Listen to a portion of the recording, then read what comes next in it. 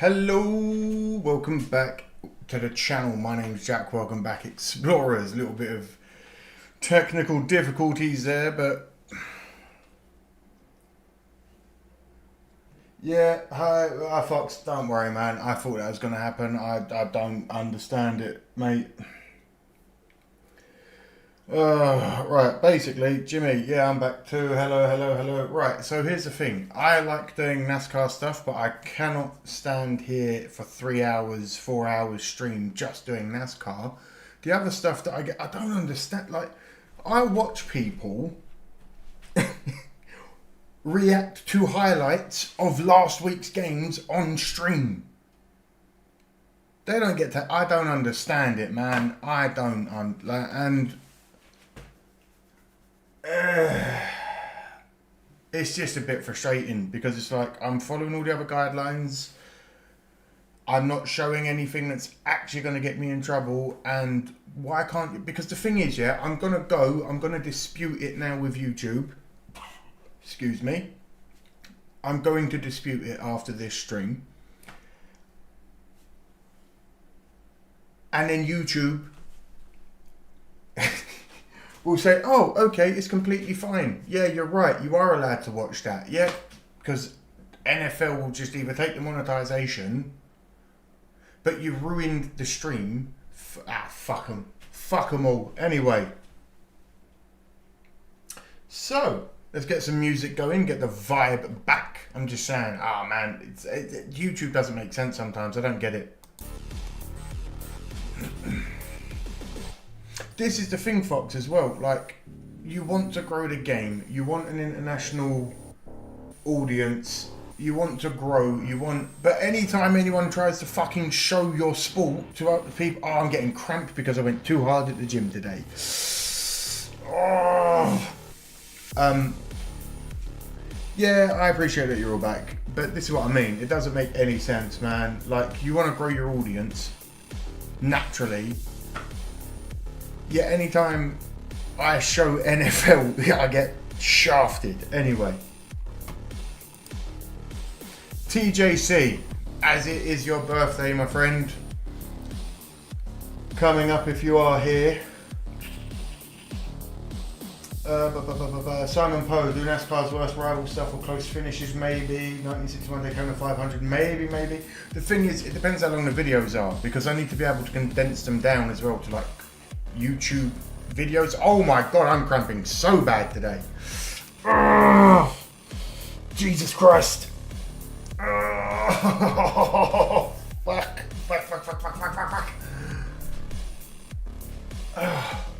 It is TJC. Is there something you would like to watch of NASCAR variety? Hit me, my friend. What's it called?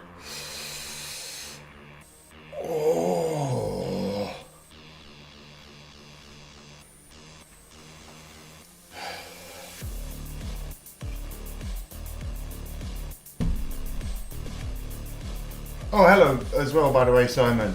Welcome, hello. I'm all good, thank you, Jimmy Fan. Just annoyed at YouTube as usual because I don't understand what I'm supposed to do to get the NASCAR. Like, I love doing the sport reactions. I love NFL. I love doing it live with you guys. I love doing NASCAR live with you guys. But I also want to be able to vary my audience because my highest viewed video is an NFL one, and I like to have people come in who just like all kinds of sports, because I know that not everyone is just stuck on NASCAR or stuck on NBA or NFL or tennis or hockey. Ooh.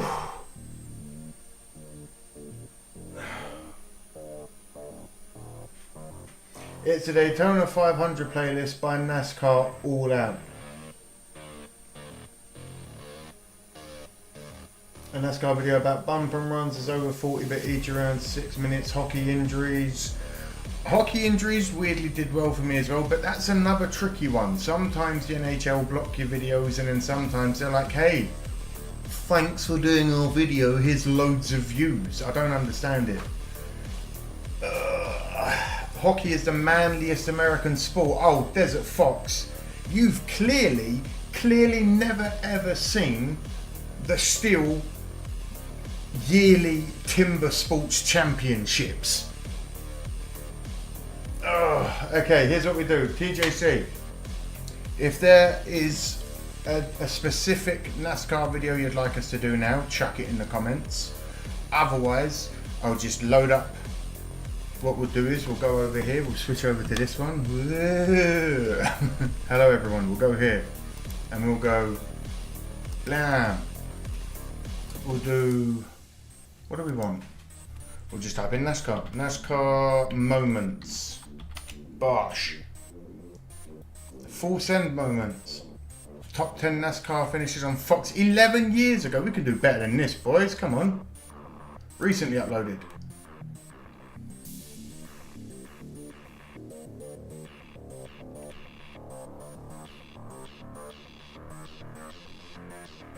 I love hockey. Hockey is the man. Hockey for reviews. I'm afraid of hockey and I'm a NASCAR fan now. Blades on their feet. Strong man. I've seen it. No. Have you guys never seen the Timber Sports? Oh, you're missing out. Now this. You gotta have some strong arms for this stuff. We'll come right back. Don't worry. But this is stuff that we learn together. We explore together. These dudes chop the shit out of wood like it's made of butter. That's all I'm saying. They go fucking bonkers with it. Richard Zednick suffered a cutthroat during a game. Yes, he did, as did Clint Malarchuk. And is Richard recently? Because there was a guy that passed away recently in Nottingham in the UK from a boot to the neck. Ooh, horrible way to go. Rest in peace. The 2005 ARCA 200 Daytona race. It's amazing and it's on the NFJJS channel. Alright, let's have a look, mate. Bosh. This is for TJC's birthday tomorrow. The 200. Where is it? Nope, the 2005 ARCA 200. Where is it? Daytona. Cool. Gosh, there we go.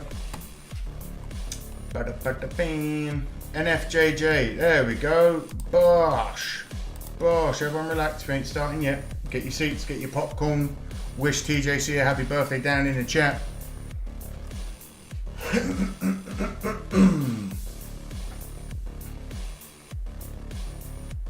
Listen, I know that Clint Malarchuk only survived because the dude that got on the ice instantly was a Vietnam medical vet. So he got lucky and he is lucky dude.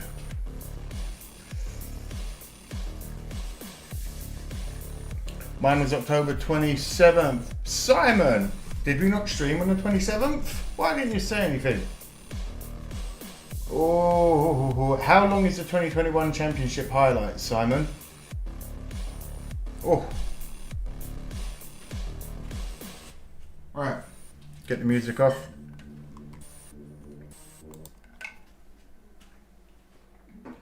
Want.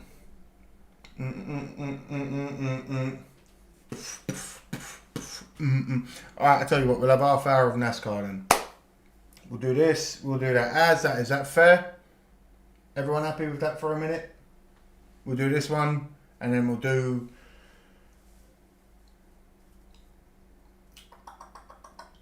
Simon's 2021 championship highlights. Groovy. Right, let's get into it, you beautiful, beautiful people. We'll do it like a YouTube reaction, as per usual. So if you feel like it, what's going on here, camera? Why don't you look right? If you feel like it, say hello to YouTube in the chat. It always makes it look like I've got people here. Anyway, right. This is for TJC. So we'll do it as a YouTube reaction. 3, 2, 1. Welcome back to the channel. Welcome back, Explorers. My name's Jack. You join me here in this live stream over there, wherever it is. We are currently about to watch the ARCA at Daytona 2005, purely because it's one of our regular chatters, commenters, and just all-round good person. TJC's birthday. And he's requested this, so why not? We're here, you're here. If you're new around here and you like what you see, please leave a like, leave a comment, subscribe. Come join the live streams. We do them every Tuesday, Thursday and Sunday because most people do Monday, Wednesday and Friday, but we're a little bit different here and that's just how it goes. If you're old around here, welcome back Explorers. I literally have no idea what this is other than it's to do with NASCAR. So sit back, relax, grab a drink, grab a bev, grab something to smoke on. Let's go. Away we go. Stock car racing is a win at Daytona. Dozens dream of victory here, but only one can claim the glory. Today, the ARCA Remax Series takes to these high banks at a place where drivers like Newman, Busch, and Petty have all tasted victory, while others like Kimmel, Gibson, Venturini are desperate to lay claim to their place as Daytona champion. The 2005 NASCAR season was set to kick off on February 12, 2005 at Daytona with the Budweiser Shootout. But before NASCAR could get their season started, the ARCA season opener was set to get underway.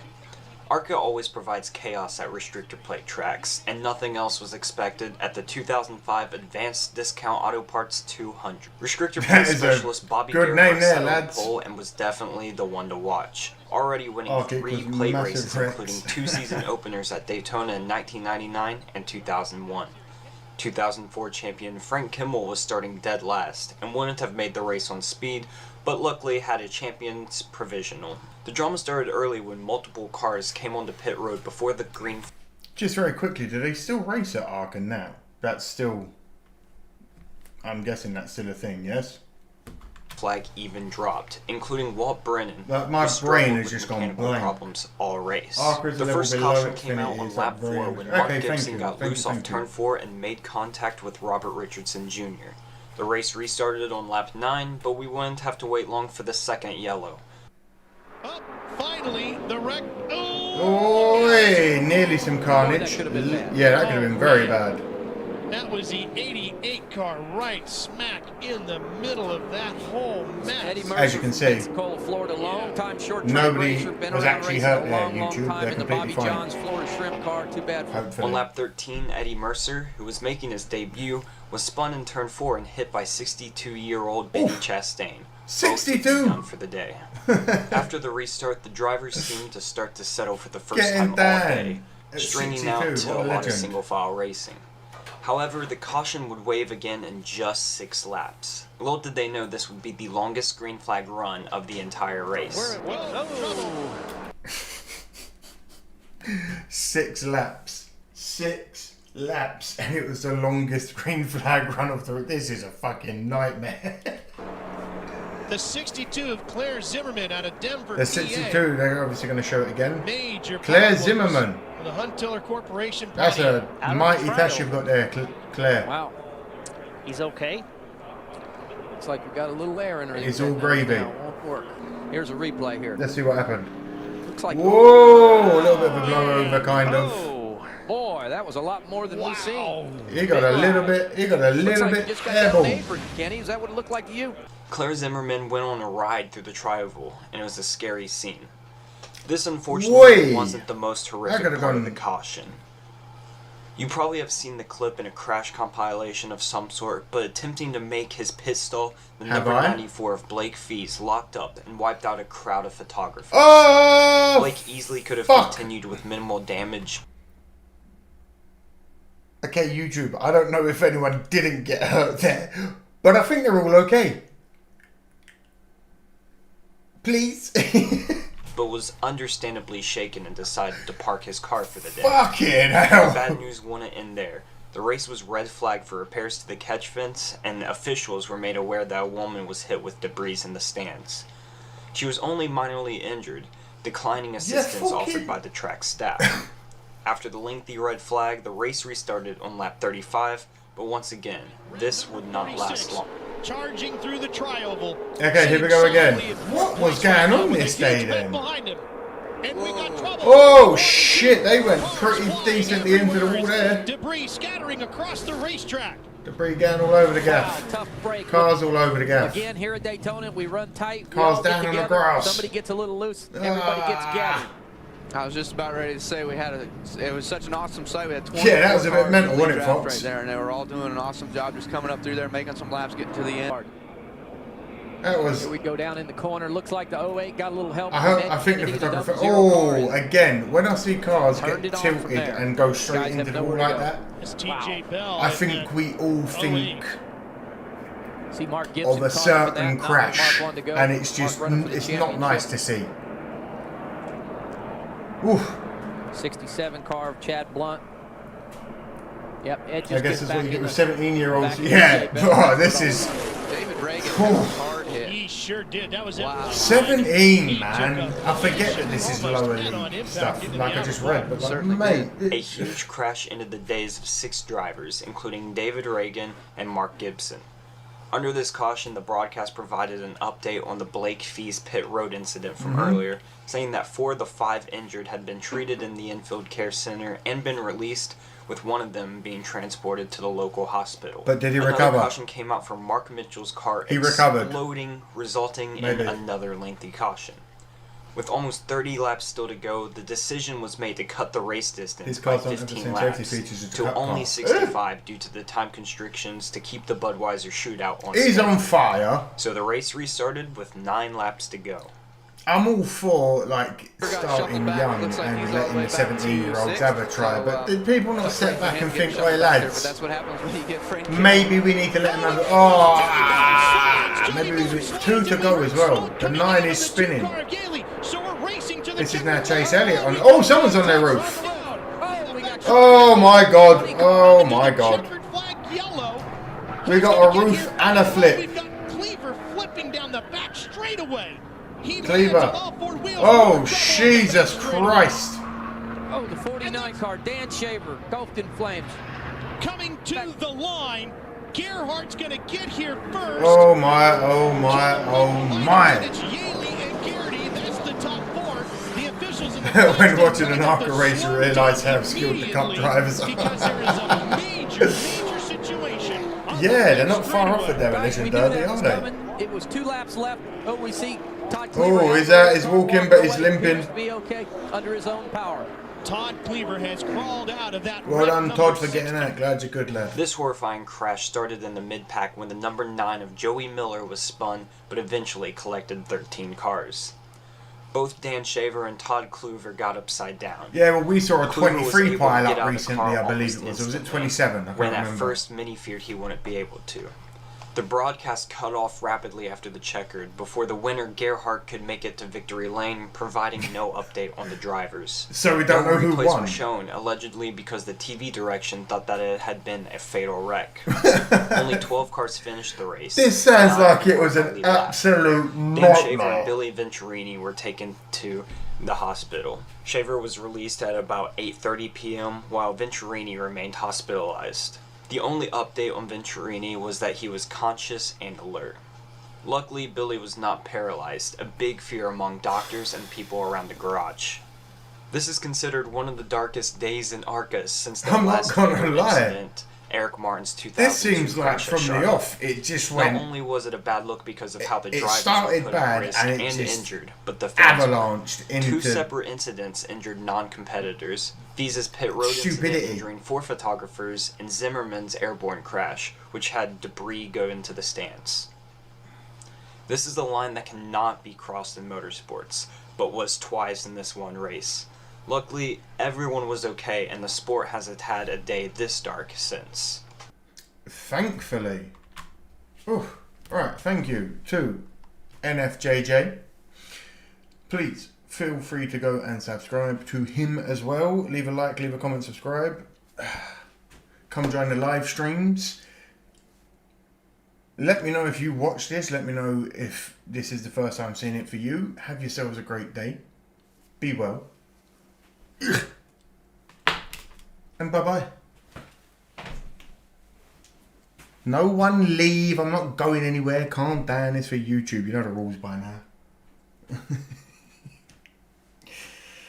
Whoa. Well, thank you, TJC. What a... what a video. Yeah, you can kind of see why they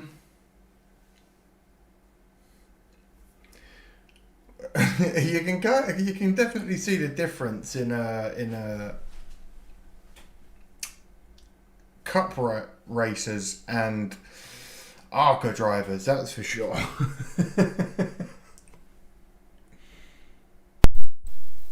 Oh, what have I done? Oh, no. Ha! Am I still here? Can everyone hear me, or is it all still good? Let me know if anything happens, because my mic is playing up. Is it still good? Can you all still hear me?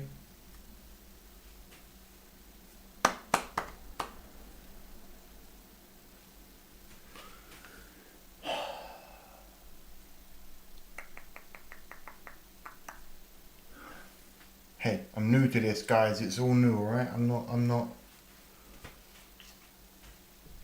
I ain't claiming to be the superb professional, but you know what I'm saying. Right, so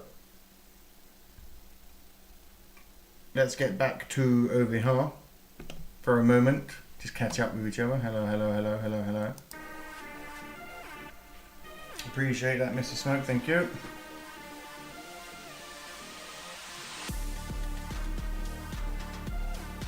Will you do the Richard Petty one I sent you way back? I tell you what, I will as well, Fox. Let me jump on and do Simon's one, because that's going to be a good 20 minutes. It may be later today. I may do it genuinely as it's a standalone reaction, not on live stream. There's a lot of NASCAR you guys want me to catch up with, and I know that there's many years of driving, but I am one man, and I can't do this full time yet. Please.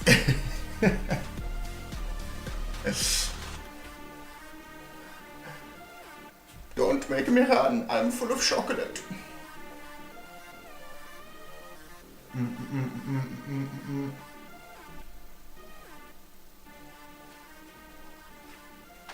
You never know, we'll see. I don't doubt that, Fox, I'll be honest, your choices with the with videos so far I've never really missed, so I can't really fault you on that one, my friend. I'm gonna do a dab with you. Ah, yes, enjoy, Fox. What is it you've got today, my friend? What were you smoking on today? Let me know. I read the complete cup history in 1.5 months. Simon, that is dedication, my man.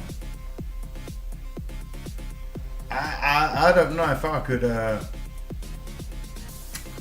I don't know if I could read the whole history. Oh no, Fox, I'll be rude. You did good with the boxing one. I actually edited that one today, so that'll be going up in a day or two. The heavyweight knockouts. Oh, we love a bit of biscotti. Lovely. Enjoy, my friend. Hopefully it brings you the joy you need for the day. Stay medicated. Anyone that wants to complain, completely medical patient here in the UK.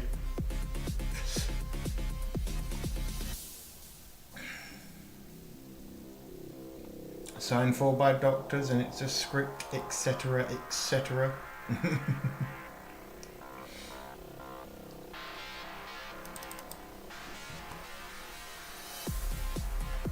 I know, TJC. It's very good to have you here, my friend. Simon, if you're still here, what was the one you wanted, the 2021 championship highlights? Alright, let's go.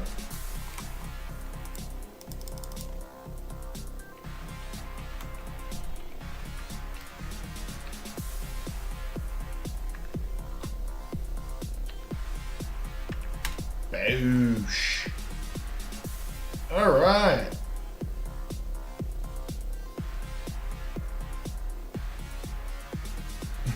Oh, by the way, people are saying Larson's better than Verstappen at the moment. To be honest, TJC, that's a completely different sport.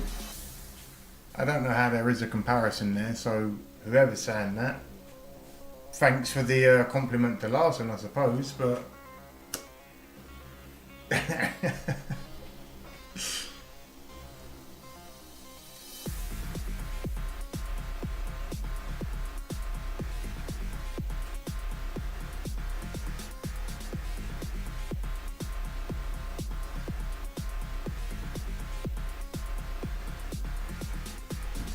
Alright.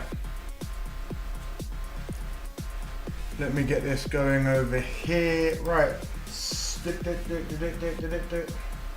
you know anything about it? Would you recommend it? I'll be honest with you, Fox.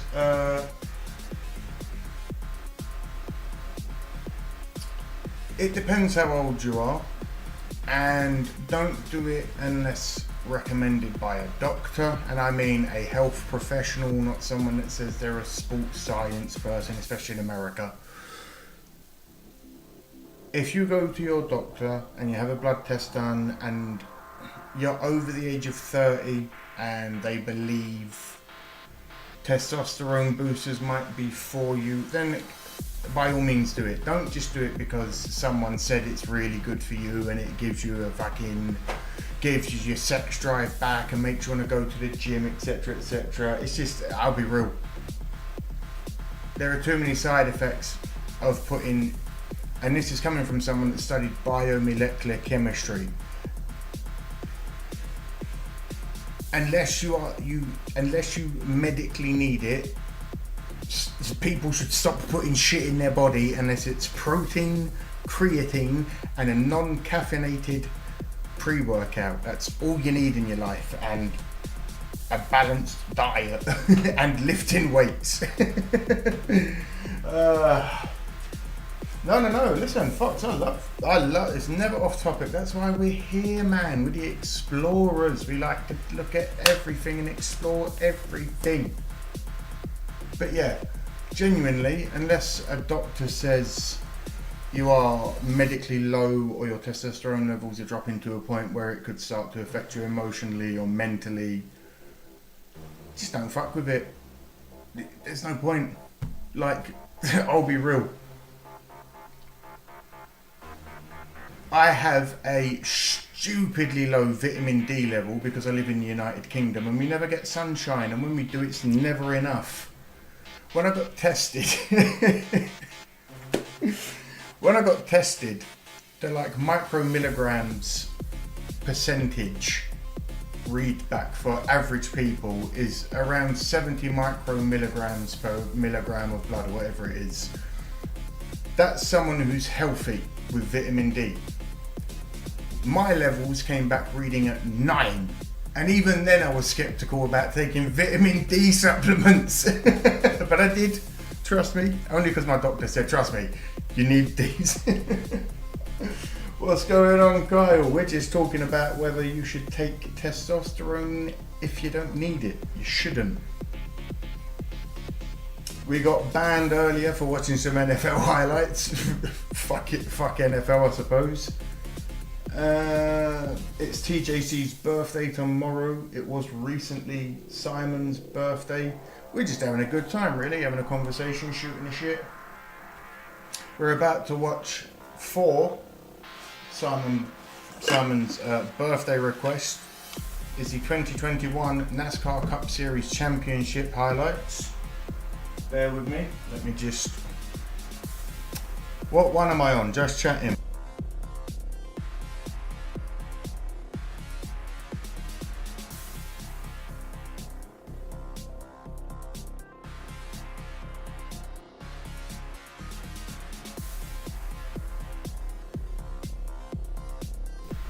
TJC, the one I've got from Fox is... It's the highlights, so it's 12 minutes 43 seconds, just under 13 minutes. Those ARCA cars certainly do look very close to the map. Bless me. Bless me. Whoa, nearly died.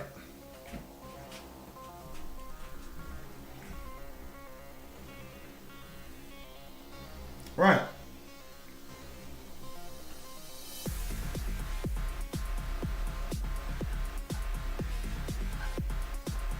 Well, TJC, I'm sure there will be a live repeat.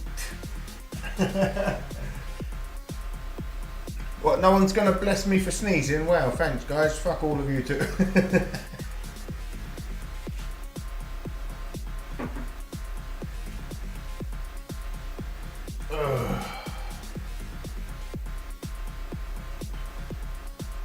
Would you like help?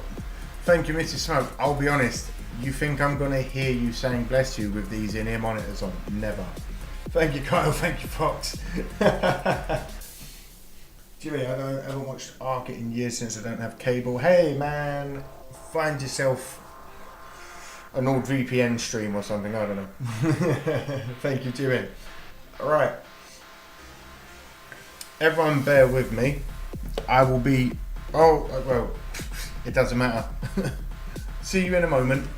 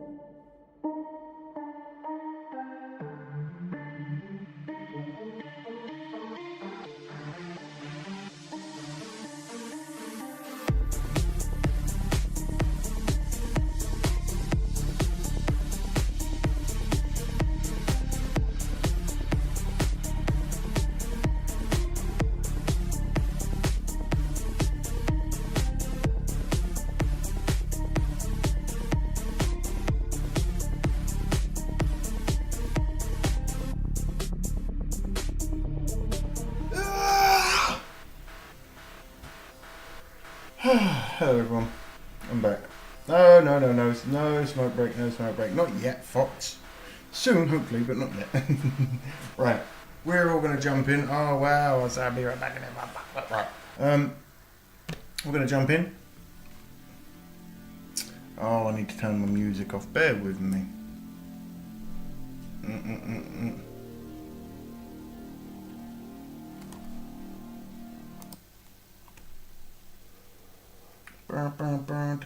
Oh, no.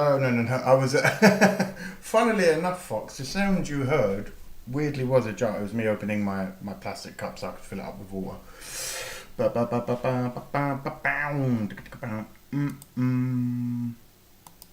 Right, bear with me.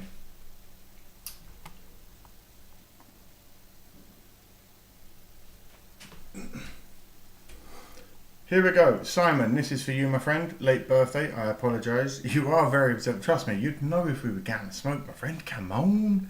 Come on.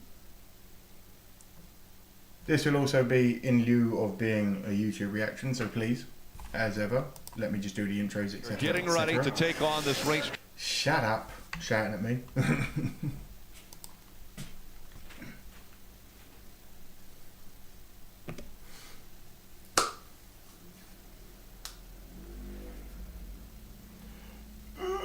Right, here we go.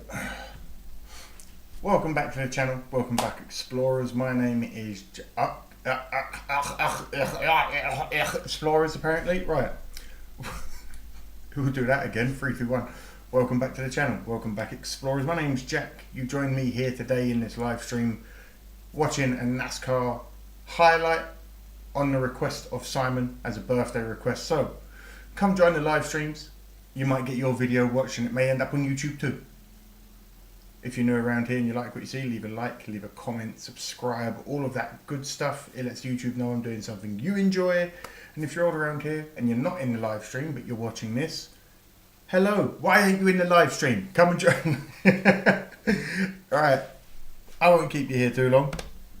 We are watching the 2021 NASCAR Series Cup Championship. Sit back, relax.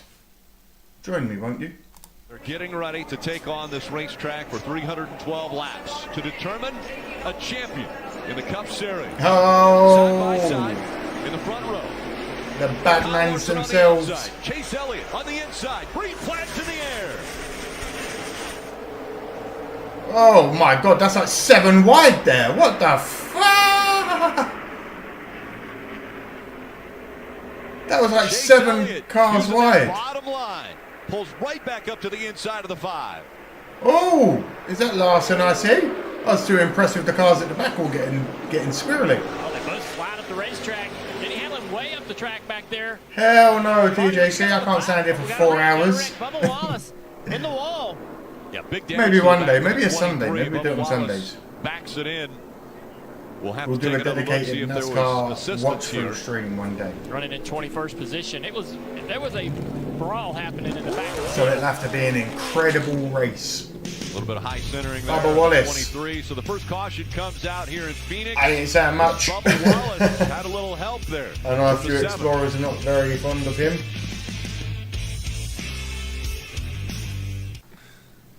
Off we go again, 15 of 75. Ricky He drives away. Not Ricky Spinhouse, Maybe a Ricky little donut on Stenhouse the left Jr. side. They might have to clearance that If tire. he gets close to anyone, that could be a This Spinhouse. car's got quite a bit of damage. Let's see a replay. They're side by side. LeJoy's Down Spinass. there on the inside could affect the way LaJoy goes into the corner. He gives McDowell a little bit of room. Whoa!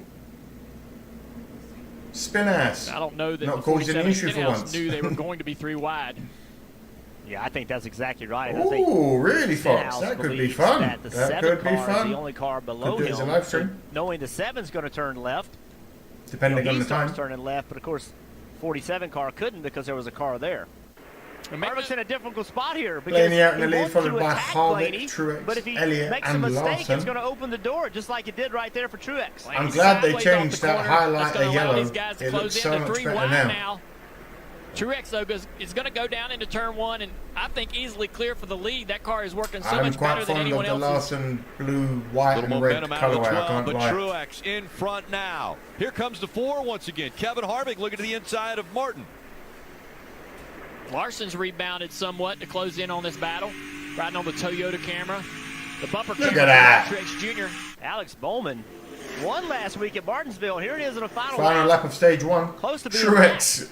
Eh? Could Truex potentially taking be the left to go down stage. the backstretch for the final time. Bowman about to get trying to stay in lapped. front of and stay on the lead lap. As Martin Truex Jr. is going to throw the first win at the other championship. You were in the way drivers. very much, He Harry wins was stage screaming. 1. Dale Jr. commenting, he's coming back for races on Elliott first. Truex loses the spot. That's cool. The Jackman, good recovery, but watch as he comes around Thank the you, front of Fox. the car. He leaves right here. Slips, falls on his knee. This could have been much worse. Ah, listen. As the 0-0 of Quinn The Houff pit around guys, and damage you are to the back of incredible. that I car. understand mistakes happen sometimes, but get that shit together. We mentioned right front failures. I think we may have just had one here. Oh, by the Toward way, end, the tail. if you do hear any fireworks going off, it's November 5th in the United Kingdom. This is known as Guy Fawkes Night, Bonfire Night. People let fireworks off because apparently we tried to destroy Parliament at some point. So this is our way of celebrating it. So, sorry if you do hear the fireworks. tail end of this run on tires. Cars were due to come to pit road shortly. That 0-0 car Tires looks down that car. absolutely The right front contact battered. makes me think that he did Hoof. no Hoof. control entering the corner. Hoff. Straight line, never turn. Sorry if I'm butchering your Talked name. about how brake heat. Elliott and yeah, Larson hard in on the the lead. wall, left front tire down on the Oh, 47 car the Stenhouse. spin ass Broke the has right got a front flat suspension with the tire. contact. It's probably going to end the day for him. Yeah, he just went into turn 3 and the car went straight. Left front tire, as you pointed, being flat. And we've got full Assuming exactly contact on Fox. restart. That's been the signature of these flat tires early into our run. So we're going to look at some replays, hopefully, of this car, but it either had some contact or going on this transition. On this It's just transition, come down a across, bit low, and racetrack what onto the happened? apron and then back up. That could be so hard on the sidewall of the tire and how it marries to the contact patch or the tread of the tire. Well, same song, different verse. Oh, we got a crash already, Marty. Ooh, the Turns 3 and 14 4. car. Chase Briscoe on the 14 Chase into the wall. Briscoe Backed it into in the there. wall. You see the damage to the left rear. A lot going on in this race, it would seem. He was running 12th. Hard lick right there. It's disappointing for Chase Briscoe. Having a solid run today. It's been a struggle. So hard for these young drivers without practice. I don't mean this in any way of disrespect, but the commentator that is talking, why does he sound like he just needs to get whatever it is that's stuck in the back of his nose? Again, it's no disrespect to him. He's doing better in life than I am, clearly. But like the way he talks, it always sounds like he's got a bunged up nose. That's just how it sounds. Shut up, fireworks. Practice to get into a rhythm. Let's go back and see what happened to Chase.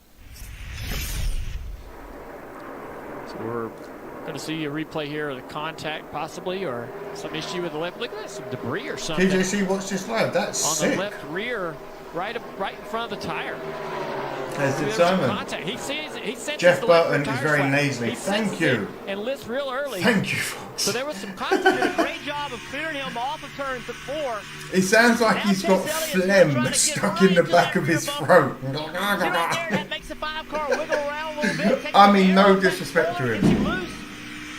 Elliot on the arse. Oh, this looked a bit like a repeat of Sunday with Elliot and Larson. Larson out of the high side here, moves up the track a little I'm bit. not happy with you, Elliot, about it. I'm not going to lie, lad. He's led 32 laps, going on the 33rd lap, which is the final lap of stage 2. Thank you, Fox. Glad I'm not the only one. Kyle Larson, we talk about he and his crew chief, Cliff Daniels. Well, things have clicked for them. Speedy Gonzalez Larson around and is going to around. win stage 2, and now he has the advantage over the other championship 4 drivers. Woo. Larson with the stage 2 win. 3 and 4, like obviously. said, Steve, making big moves right here. And now that Chase is there, Larson's going to have to get more Elliot defensive were battling the whole He'll race, change it a would few seem. things, and it'll cost him a little bit of time. And if they battle like they are right now, it's going to allow Denny to get right into this really quick. Denny's looking right out the windshield, seeing these two guys. Yeah, side you by man side, need to and stop, he's or Denny's trying about to quickly come and just to get there. sneak his As way they're in. costing Don't each let other Hamlin things in. there. 4 Goodyear tires and air pressure adjustment for Martin Truex. We'll see where this cycles out as they get down this Don't let Hamlin in. caution, guys.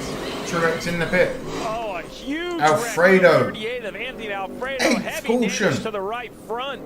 This is going to be a major blow to the 19 of Truex. We're going to have to let scoring cycle out before we can exactly place Lame. him on the racetrack. But the gamble, we always talk about gambling. Hey, come early, get some fresh tires. Why doesn't everybody do it? Well, this is the downfall. You see James Small, he can't believe it. Staring at the screen, he actually has the same question we have at the moment, which is I got to see where this cycles around. Yeah, there's multiple cars that came to pit road. Kurt Busch, William Byron, Kyle Busch, the 12 car of Blaney. That could have been a huge break for the 19. He may have stayed in the lead lap, and if he was at least Alfredo's okay. He would line up in front of all those guys when they pit. We'll have to see when it cycles out. I want to take a look at what happened with Anthony. What did happen with Anthony Alfredo? Comes out. Oh, he slammed pretty hard into the wall there. Corner exit of 2. 31 to go, and it's just blinded by Saw sunlight. something happened. Was it with David Starr? And a caution does come out. That means a restart. And Steve, Another restart. you come back to pit road and get fresh tires. Let's see if they can deliver here, and they do. Oh, Larson. Drag race gained 3 spots for Larson there. Incredible. The master. Move of the race so far. Kyle's got Shame he's not in it no more. He's out of the championship. But Daniels told him to be That smooth. sunlight, Jesus.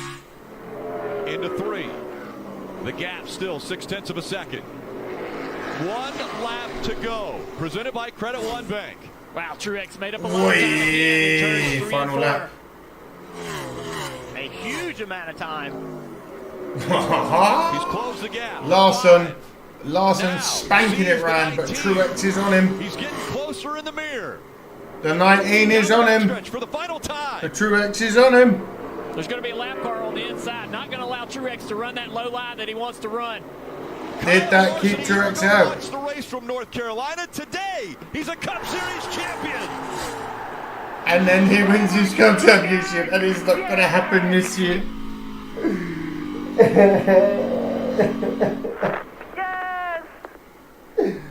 Oh well, there's always next year.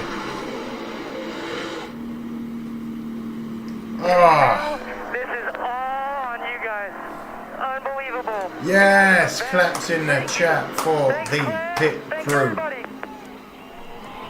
about stop, boys? How about that pit stop? Great job, man. Awesome.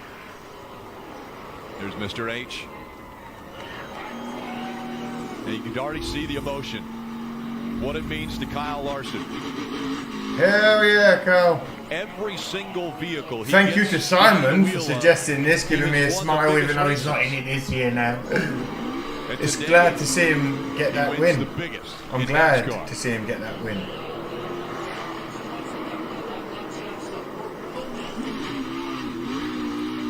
He looks quite happy there, Fox.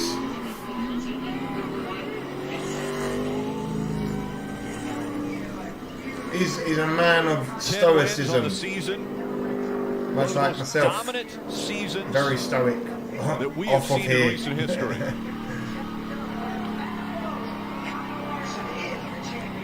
Well done, Kyle Larson. I'm pissed I never got to see him win this season. That would have been the icing on the cake as a new NASCAR fan, seeing him win the championship. But there's always next year. Now I understand it more.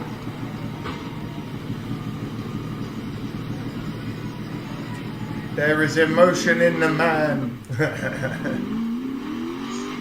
And now he's just hauling ass to say hello to everyone. There we go. I see you. Oh, that window net is going to ruin it.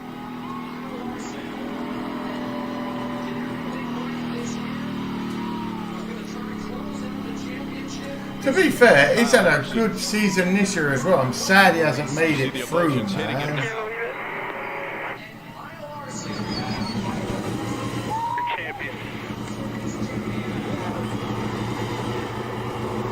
And away you go, my man. Kyle Larson has won over 300 times since he started racing, but this is just the third time he's ever been a champion. Whoever put the flag in his car did it horrifically. Flag's kind of heavy.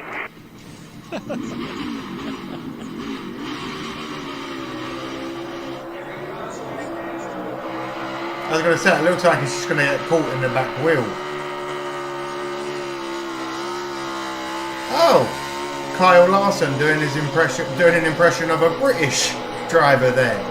Ha ha ha! But driving the other, you get it? Yeah, you get it. Cool.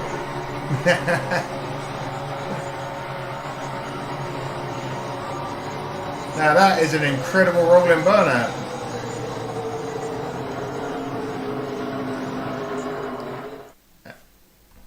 Hey race fans, thanks. No. Hey race fans, if you enjoyed that, please like, comment, subscribe. Let me know if you watched this. Let me know if you were there. Let me know who your driver is if you're a new subscriber, new explorer. Come join the live streams. Have yourselves a great day. Be well and bye-bye. Oh.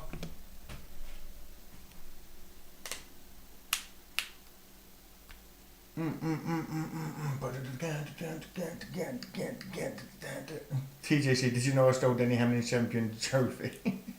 I didn't know we had one. I still like Denny to win. Oh wait, is that to... Yeah, see, listen, who are we now? I need to know, guys. Who do we want to win now? Clearly because Larson isn't going to. So let me know who we're letting win.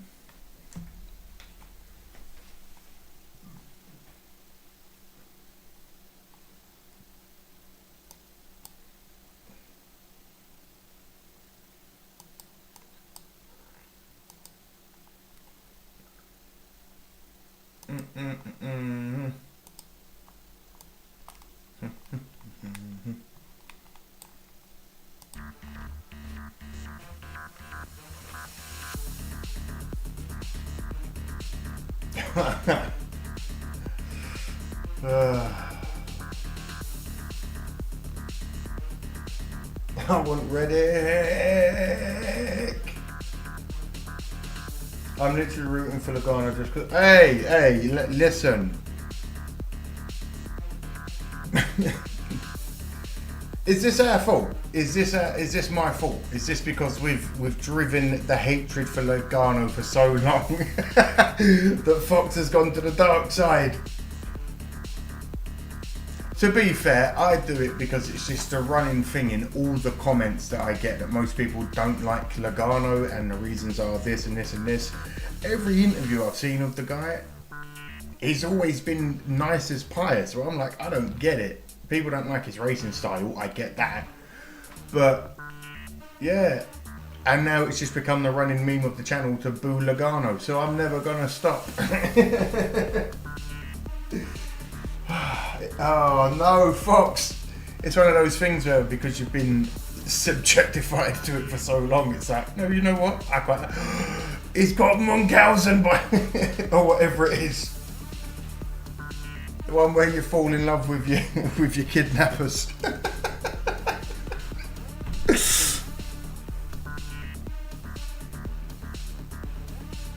Logano makes time to talk to Dale Jr. on his podcast, which a lot of drivers don't. He's a nice guy. Stockholm Syndrome, not Munchausen. That's the body illness. Thank you, Mrs. Smokesy. It's in there, and when I don't get it, you got it, so I appreciate you. Do you know what?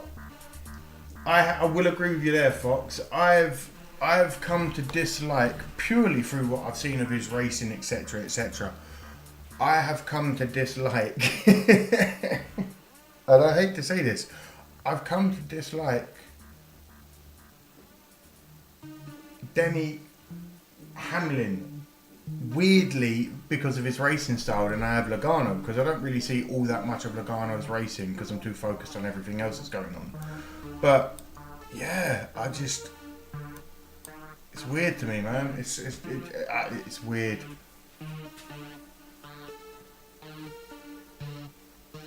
He even bumped a 53-year-old Mark Martin to win Pocono in 2010 instead of racing. Wait. Who? Hamlin or Logano? Who bumped who? Bum, bum, bum, bum.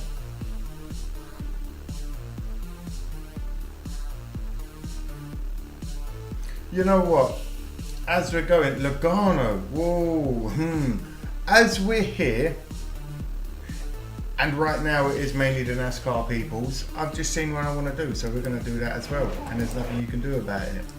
Because I also feel like, again, I have to think of algorithmically videos that will do well for me to get people in here so we can all do this together.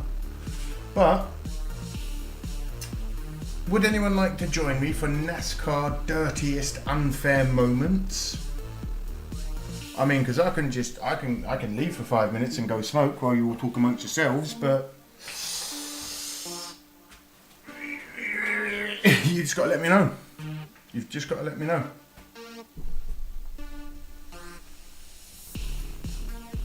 Jimmy straight in with the yes.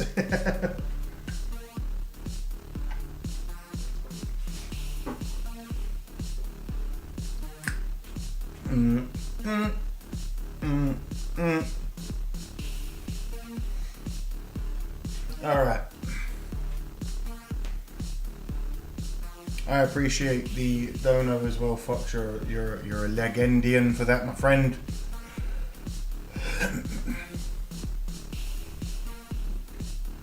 Dale Senior spinning Terry Labonte will be here for sure.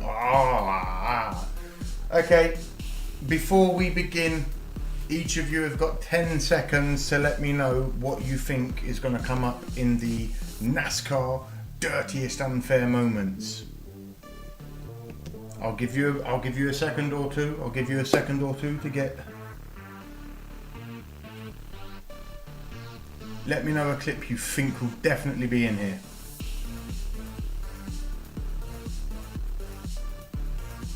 Denny versus Joey fight in 2019. We got that from TJC. Ding, ding, ding, ding, ding. We got that from TJC. That's his prediction.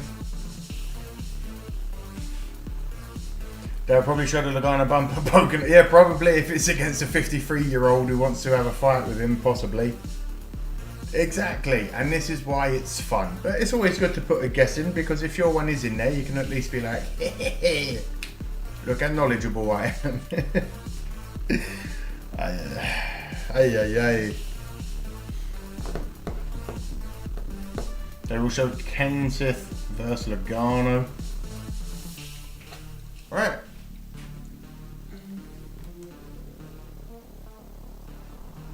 Sort that out.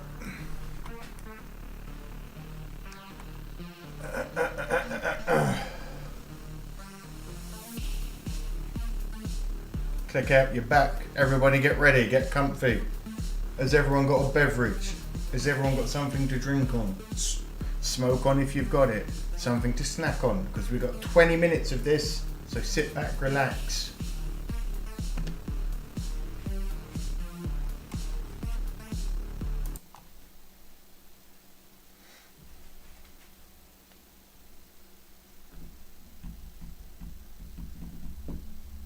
Yep, TJC, there you go. Something to snack on while we watch. Here we go. Right. 3, 2, 1. Welcome back to the channel. Welcome back, Explorers. My name's Jack. You join me here in this live stream. I apologise in advance if you hear any fireworks going off in the background. In the UK, it's Guy Fawkes evening. So, fireworks are going ballistic. I can't change that. It is what it is with live streaming. Come fight me on the Mac. Anyway, today we're going to be looking at the NASCAR's dirtiest unfair moments. It popped up. I thought, why not watch it? So if you're new around here and you like what you see, please leave a like, leave a comment, subscribe. All of that good stuff. It lets YouTube know I'm doing something you enjoy.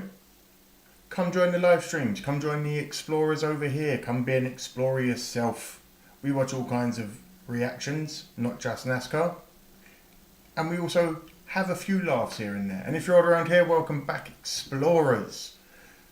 Let me know if you watched any of these lives. Let me know if you were at any of these. Let me know what your favourite dirtiest moment was if it's not here. Other than that, grab something to drink, grab a snack, smoke it if you've got it, and join me, won't you?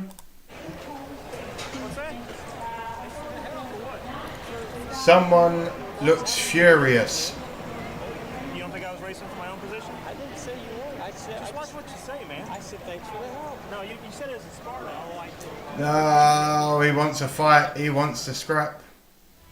In the final laps of the 2017 Dover race, Ryan Newman would block race leader Chase Elliott, costing him a win. After the race, Jeff Gordon and Ryan Newman had a conversation about it.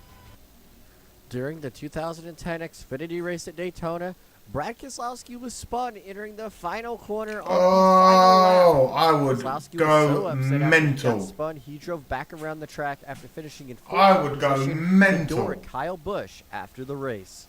This is one of the more forgotten altercations on the racetrack between Busch and Keselowski, as for years they've always been at odds. Get any help? Not right now. Now it's going to look low. Here comes Meanwhile, going to crash. I'm just glad that within the crashes, what happened, and it looks like nowadays, more than not, the drivers walk away fine. We can talk And about I what might appreciate have happened, that. but they obviously disagree with that. Is he actually going to slam into Pieces him? all over that I'd slam into backstretch. him. To take him from now to the time the truck My race car's is already starting to get this ruined. place I want to cleaned fight. up. Let's go. All right, let's take another look at it. Watch the 18, the 22. Newman's a stocky fella. Don't mess with him. Well, Kyle's loose there. Yeah, he gets loose. Yeah. Keselowski didn't do anything there. Oh, I think he thinks maybe Brad gave him some help and he didn't. Imagine, see, this is the other thing. Hubris. Get your ego in check, gentlemen. And here was the race. He thought he got touched and no one touched him, and he wants to have a fight over it. Make sure you've got all the facts before you go swinging fists. Right here. Justin Allgaier was trying to figure out who. Everybody knows Ross Chastain nowadays is the driver of the #1 Busch Light Chevrolet in the Cup Series. Also, if you are watching this and it's still November, grow yourself a moustache, grow a mo, save a bro. I just thought of it. It is November. It's Men's Mental Health Awareness Month. Men watch sports. Come join. Come join the chat. We're all in this together. Grow yourself a moustache. Show me it on Instagram, on X, whatever it's called now. I'd love to see some tashes. Anyway, sorry, it just popped in my head while we're watching this. But back in the Xfinity Series days, he was racing for an unfunded team, and he was still as aggressive as he is nowadays. This was the time when he ran into Brendan Gaughan, and Brendan Gaughan was extremely upset. Restart. Continue, Rick. Yeah. Ross Chastain in the 4, Brendan Gaughan in the 62, and those two trading a little paint as they go down the back stretch. The 62 and the 4 seems like I said, that was just a little bit of rubbing, no? Rubbing is racing. As the 4 trying to get by the 62, up the racetrack they go, and sideways is Ross Chastain in that 4, but able to clear the 62. Top 14, top 12 for most little of the bit first of part. little We bit have of a loose wheel. pushing and shoving, nothing Just too racing, man, crazy. that happens, but you know, 2 weeks in a row. I know he doesn't have many races, and I like him a lot normally, but right now I'm going to knock the hell out of him. The first time he gave me a flat. The second time he says he blew a tire, but you know, if you know you got a tire going, then don't drive underneath somebody. I'm really very true. If you know that your tires are on their last legs, why would you go? Oh, that. Put ourselves back in a decent spot. We'll go to Road America. We're going to win that. I don't know about that one. Dale Earnhardt won here in 1987. He won here in 1993. Here comes Mayfield. Ooh, the 3. Mayfield going for his second career win. He's right on the arse. Oh, he shunted him. Earnhardt's pushed out of position. Dale Earnhardt gets rooted out of the way. Earnhardt got shagged at the end. Oh my God, you little slag Mayfield. What a maneuver. What a maneuver. Sword, you die by the sword. I've watched Earnhardt do that on many, many races. Coming out of the last corner, just touch a person enough to get him out wide. Jeremy Littlest chump. Fucks the whole game. Final lap. Just shoves Earnhardt out of the way. And now Earnhardt comes alongside Mayfield. Earnhardt's fuming. Watch it again. Let's have a little look. Is it a little bump? Mayfield. Little shove out the way. Earnhardt had to overcorrect. Mayfield puts the bumper to Furious. the back of the 3 car. This is something yeah, that was definitely just saying, good win. Nobody ruffles Dale Sr.'s feathers. Good but today win. was the day that Jeremy Mayfield would nudge Dale Sr. out of the way for the victory at Pocono. Yeah, get your Gatorade in there quickly. And your water. This is one of Mayfield's only wins that he's ever had. Make sure you in thank NASCAR God Cup Series and career, and it could all your have come sponsors. in a better dramatic fashion. Tony Stewart and Robbie Gordon got into it on 31 and 20, having a little bit of, oh, he's actually mad. You can tell he's trying to get him, yeah. Last week, big disappointment. A lot better this week. A big gain, finishing 6th. If you say so. Well, that's. If you say so. Thing, man. What are you feeling like right now? Kicking Robbie Gordon's butt, to be honest. But Stuart looked pissed. Juan Pablo Montoya, the legend himself. Montoya and Pruitt come together. Montoya, they spin dirt goes Montoya. What track is that?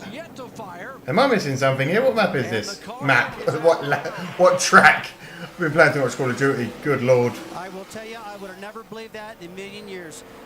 Juan Montoya is just so excited and just pressed the issue a little bit getting into turn 1. Go on, Montoya. You cheeky little git. As he gets into turn 1, he darts out underneath them. Reed Sorensen. Oh, no, that's a tough one right there, guys. It really is, because he's kind of got the spot. No idea who that is, but thank you, just. But when you get in that situation, things happen really, really quick. Montreal in 2007. Thank you. He's committing. Tell you what, I really think that Juan Pablo just pressed that issue just a little too much. Yeah, pressed it a little too hard there. Probably waited another corner. Last thing Ganassi Racing wants to see, but it looks like too aggressive. Absolutely, and here is Scott Pruitt, and very, very frustrated. Rubbing his racing, I suppose, is what everyone just always brings it down to. Of all people, Alan Bestwick. With Scott Pruitt, Scott, what are your thoughts? Of all the people to take you out, your teammate. I mean, that was just. Oh, I didn't know they were teammates. Low, nasty, dirty driving. I mean, you know, the juicy fruit car ran. I was gonna say, Fox. It looks way too winding for an American track, if that makes sense. Too many corners. Not that you don't have racetracks in America, but you know what I'm saying. Work it out, you can go, but not take each other out. That's just bad driving. Well, what do you say? You know, I mean, I totally feel for Scott Pruitt, but I think he's... In his first ever win in NASCAR, Juan Pablo Montoya won in Mexico in the NASCAR Mexico, there we go. But it definitely did not come without controversy. Montoya would wreck his teammate for the win with 8 laps to go, and at a road course this massive, he did not need to make a move that aggressive. Yeah, you didn't have to do that, man. Regardless, Montoya would still take home the victory, but it wasn't without tempers from Scott Pruitt. The penultimate race of the 2021 season saw Alex Bowman and Denny Hamlin race extremely hard. It came down to when both of them entered the corner side by side, and Alex Bowman's car slid. But then again, it is Hamlin. What are you going to do? Hamlin would spin out, costing him multiple spots and lots of points. Luckily, Denny Hamlin was still able to advance to the championship 4 after this race, but he was furious at Alex Bowman. Where you going, Bull? How about Alex? This is going to get is it? Are you going to get out? You want to scrap? Don't pull up on me if you ain't going to fight. You better be ready to get out and throw hands, big man, if you're going to pull up on me like that. Are we now just measuring each other's dicks? Yes, we are.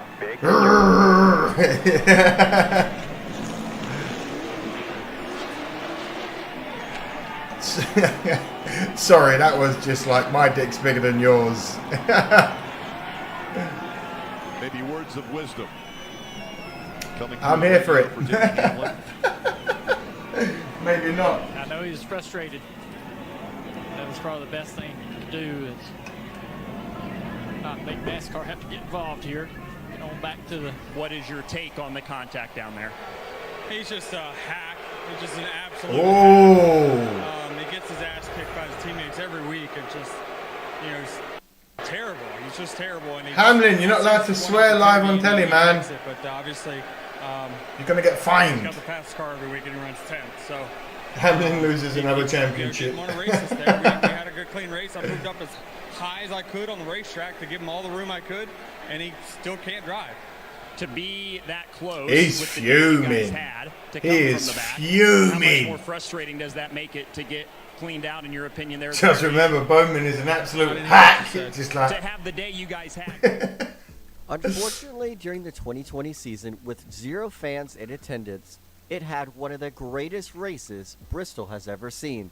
In my opinion, is that this Elliott in the 9? During COVID times was one of the best races in the Bristol Spring Race we've seen in decades. Unfortunately for Chase Elliott and Joey Logano, they would both end up wrecked after Elliott dive-bombed the 22 car, sending both of them into the outside wall. And don't take your mask off, though, guys. Needless to say, Joey Logano was extremely furious bollocks that was after the race. A little bit farther, Mike, down pit road, catching up with Chase Elliott. Well, we caught up with Joey Logano, and he gave us his take. What's your take of what happened, Chase? Just going for the win, you know, trying to get a run underneath him, got really loose in. I don't know if I had a... I don't know. That is so eerie, seeing everything happening with no people in the crowds. I forgot how stupid COVID was. You know, I'll certainly take the blame. I don't care about what your views are on it. Just got loose and it's mad. Got up into it. To me, it's mental from a man of science. Yeah, you know, I felt like that was my shot. He was really good on the short run, and I felt like I had to. I watched the last one, the last two. Race with only 3 or 4 laps to go. Social distancing. Stay 5 feet away from Elliott. No, he wrecked me. I mean, he got loose underneath me. Exactly. That wasn't COVID compliant distance, lads. It's a simple apology, like be a man, come up to someone and say, "Hey, like my bad," but I had to force an apology, which to me is just childish. But fast and clean. It's hard racing at the end. I get that. It's hard racing. But golly, man, be a man and take the hit when you're done with it. During the NASCAR Xfinity Series race fighting words there. We saw the 2 greatest rivals of this generation, that is not Brad Keselowski and Kyle Busch, go at each other one more time. Busch comes off turn number 4 and hits Keselowski in the quarter panel, sending him spinning and backing him into the wall. Would you like a fight, good sir? Upsetting for Keselowski. Brad Keselowski, driver of the number 22 car, would get out of his race car, run down to Kyle Busch's pit stall, give his pit crew a hand motion. Surprisingly, this is one of the final times they've actually run into each other. Of course, they've done it a couple times years later, but this is one of the last ones. This is on you guys. You knew he shouldn't have done that, is what he's saying. And I'm not going to run out there and get run over, so I'm coming to swear at you. He basically just dumped him. Certainly could have been avoided, no doubt about that. That is Brad walking directly toward. Walking? The geezer's in a brisk jog. That ain't walking. We don't drive the car. We just work on it. Be smart. You. Kiss my ass. You're all asses. I don't know what that is. He pointed down and slapped his ass. Down ass.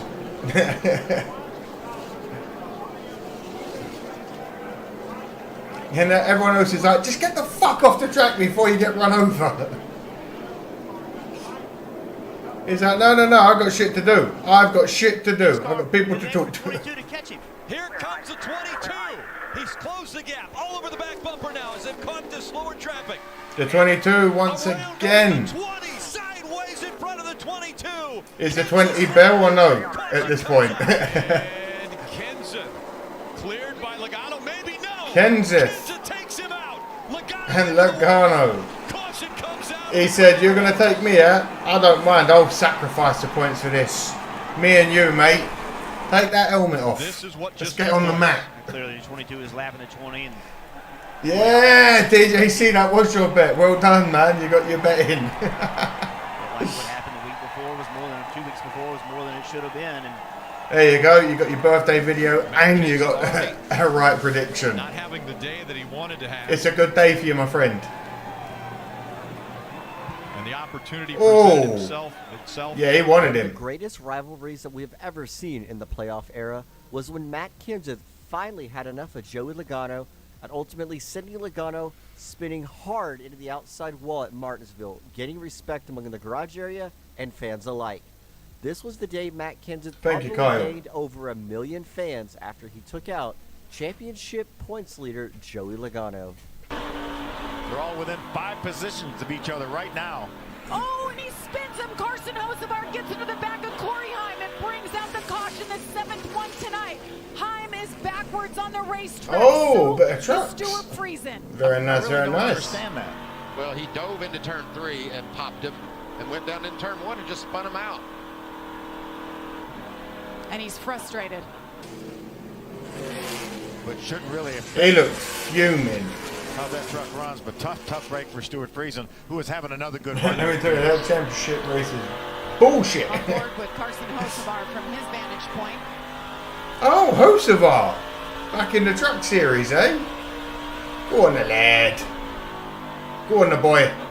Oh, maybe not. See how much he slid up to get to the 11. With 3 races to go in the 2010 season, any gains you could on the racetrack. He literally slammed him into the wall there. Definitely did that. Jeff Gordon accidentally was good on that pit crew geezer, the official, for actually getting in the way and stopping it. Everyone else wanted to watch it happen. Under caution, nonetheless. I expect Jeff Gordon to be angry, but I did not expect Jeff Gordon to be this angry. He went down to Jeff Burton's vehicle after he got out of his race car, and the shoving match began. Maybe I'm confused. I always thought Gordon was quite a placid gentleman. Maybe I'm thinking of someone else. Well, after that, let's hear both sides of the story. Fox has come in late with the. Are they going to show Ron Hornaday and Kyle Busch? really bad off turn 4. We shall see. It's really hard to race over there right now, and I should have let him go, and I didn't. And I should have let him go, but I didn't. So why didn't you let him go? is displeasure, and he was right.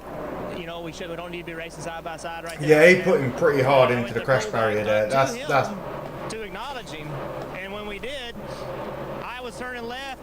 I don't know. I leave for that. Somehow, and when we hooked, around we went. I don't appreciate that. We got hooked up together. It's the stupidest thing I think I might have ever done. Like I said, I was pulling up next to him to acknowledge him to say, look, I'm cool, I got you. Gordon was a placid gentleman. That was not Jeff Gordon. Yeah, see, that's what I'm saying. Yeah. From what I've been told from the Explorers and everyone else in the comments, I've always been told that Jeff Gordon was cool as a cucumber 99% of the time, so to say. Hey, listen, it goes to show. Even the calmest tiger is still a tiger, so everyone's got it in them to be that aggressive when they get rubbed. Everyone can snap. And he went up to the wall where he was running. I went down to about the second group where I was running. And by the time we got in the middle of the corner, he just turned left and got on my door and got me really loose. And he said the sun got in his eyes. But then we got down, the caution came out, we got down into one. You know, I just drove up next to him to show him my displeasure with what went on.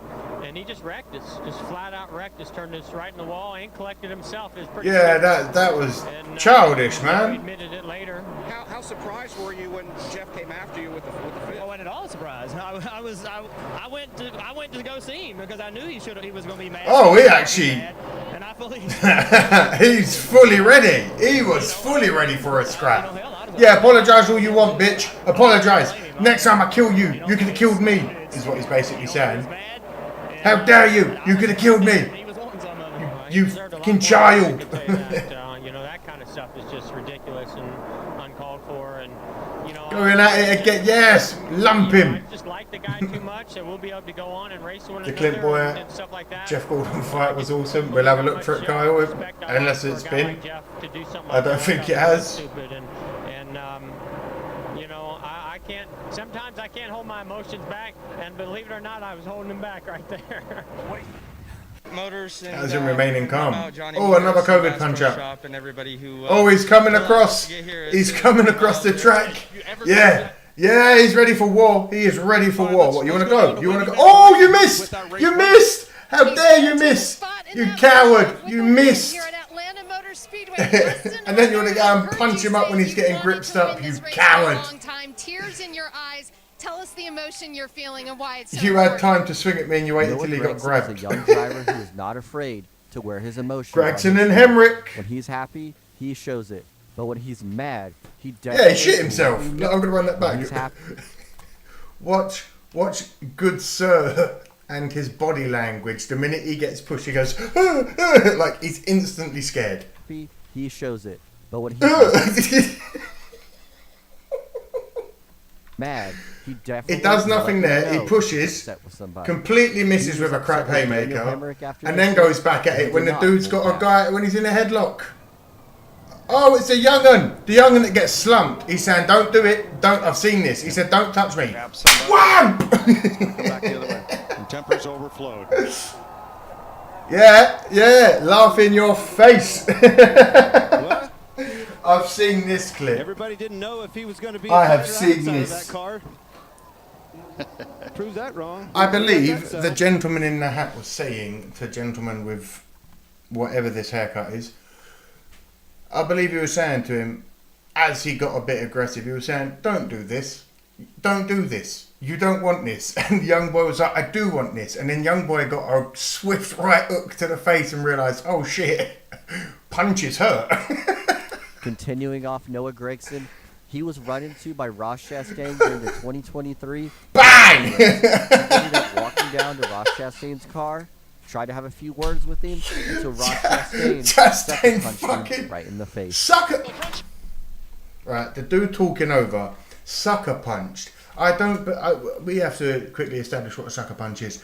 Guy doing the commentating, I'll sucker punch you for misinformation spreading amongst the people. A sucker punch is a punch that you don't know is coming. When a guy is standing 6 inches away from you and he's got hold of your arms, violence is imminent. That's not a fucking sucker punch when it's right in front of your face. Continuing off Noah Gragson, he was run into by Ross Chastain during the 2023 Kansas Bang! race. Bang! Oh yeah, he's a watermelon farmer. He gets a watermelon whenever he wins, doesn't he? Until Ross Chastain sucker punched him right in the face. Nah, you don't know what you're talking about, man. Hamlin and Elliott. Come on, Elliott. Spark him. Hard impact for Denny Hamlin. That was a savage crash right at the start-finish line. Oosh. The inside of Chase. Here it comes, here it comes. Spinning wide. Crowded Chase, got into him.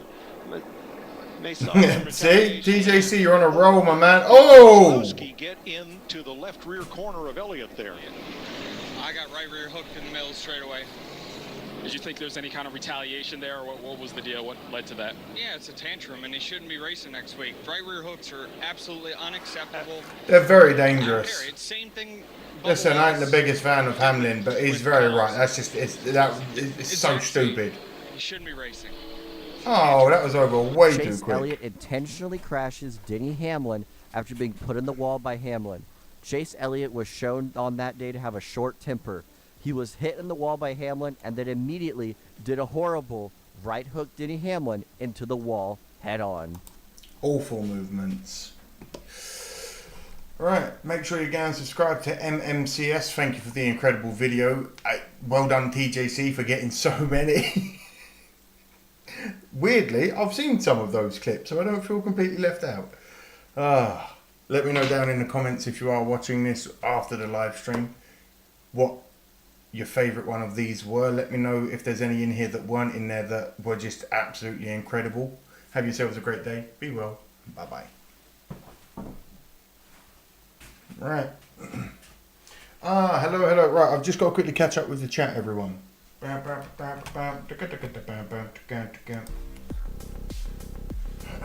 are we?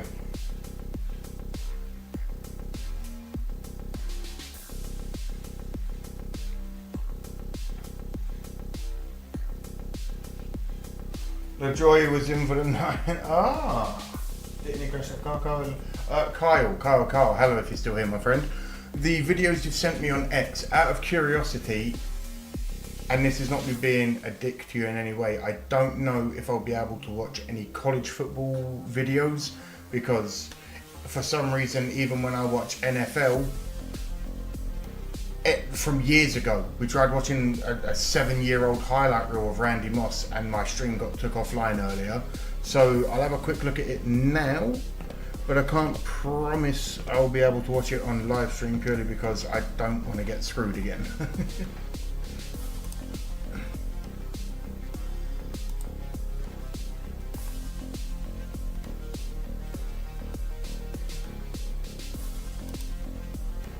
Yep, and it's alright. Oh shit.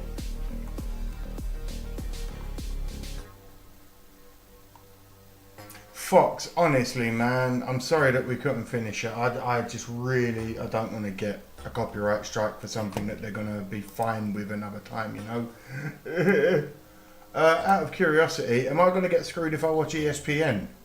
That's another question, because this is Bill Belichick on the meaning of Army versus Navy game and his family ties from Kyle.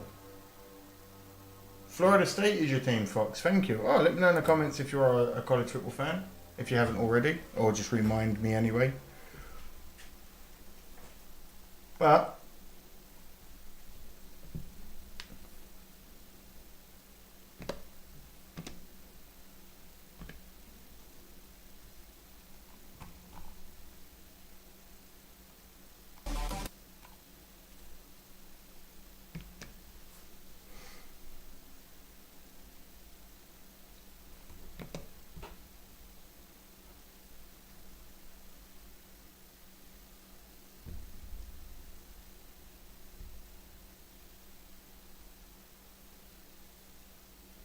I've never been to Florida, it's just a team I like as a kid.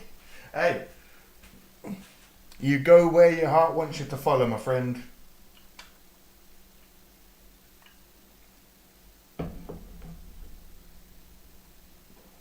I don't believe LaJoy wrecked and you should be fine watching them.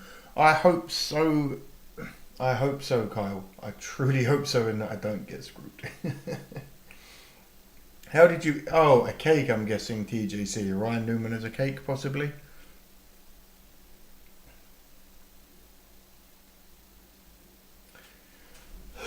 Right, Bill Belichick on the meaning of Army versus Navy game and his family ties. I see Pat McAfee there. I see Bill Belichickian. I don't know the others, I'm not going to lie like I do. Army is undefeated this year. Okay, Army, you cheeky cheekies.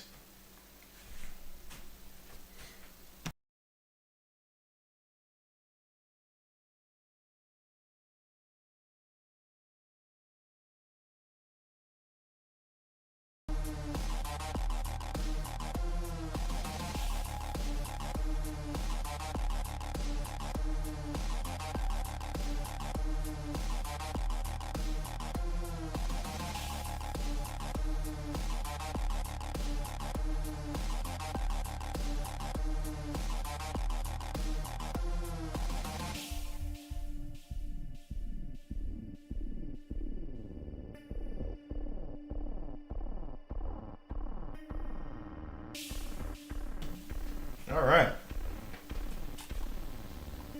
Shut up, music. Right. Let's have a little look at this then, shall we? Bill Belichick on the meaning of Army versus Navy. Right. In case it goes to YouTube, welcome back to the channel. My name's Jack.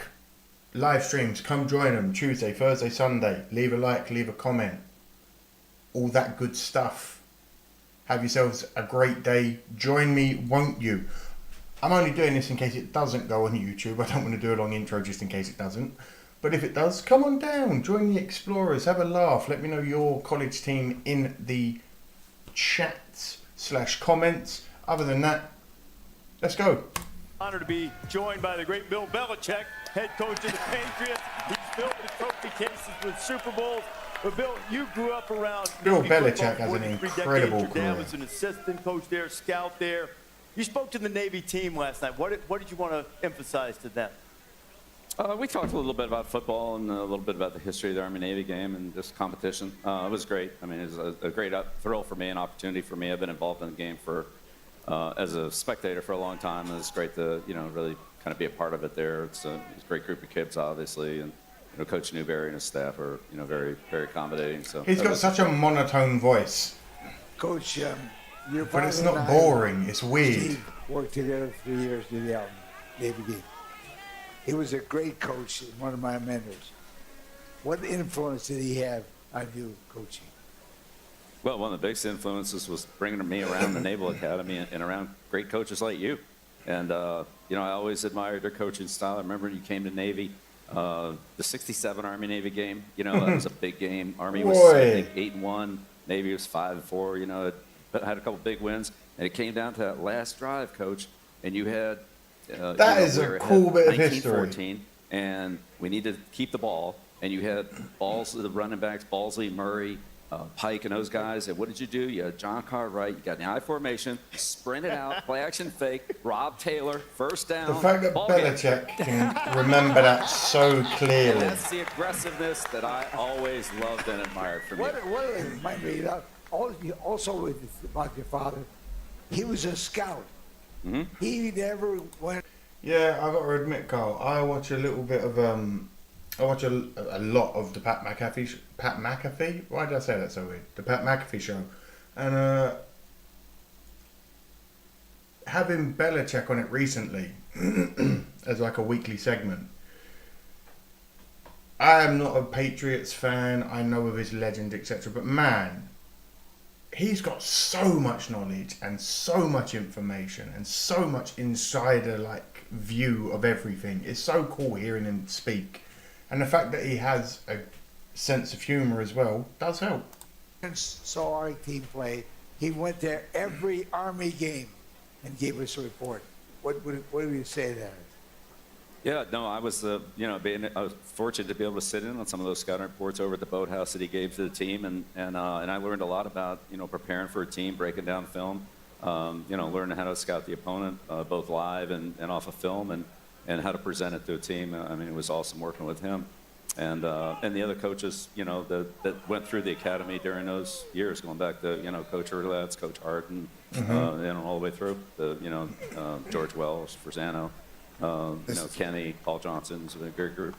Coach, we always associate you with the Patriots and all your great wins and all your Super Bowls, but Army-Navy, we've been trying to talk about what Army-Navy means and what separates that game from so many other great games. Yeah. Through your eyes, the youngster and all the way through, what does Army-Navy mean to you?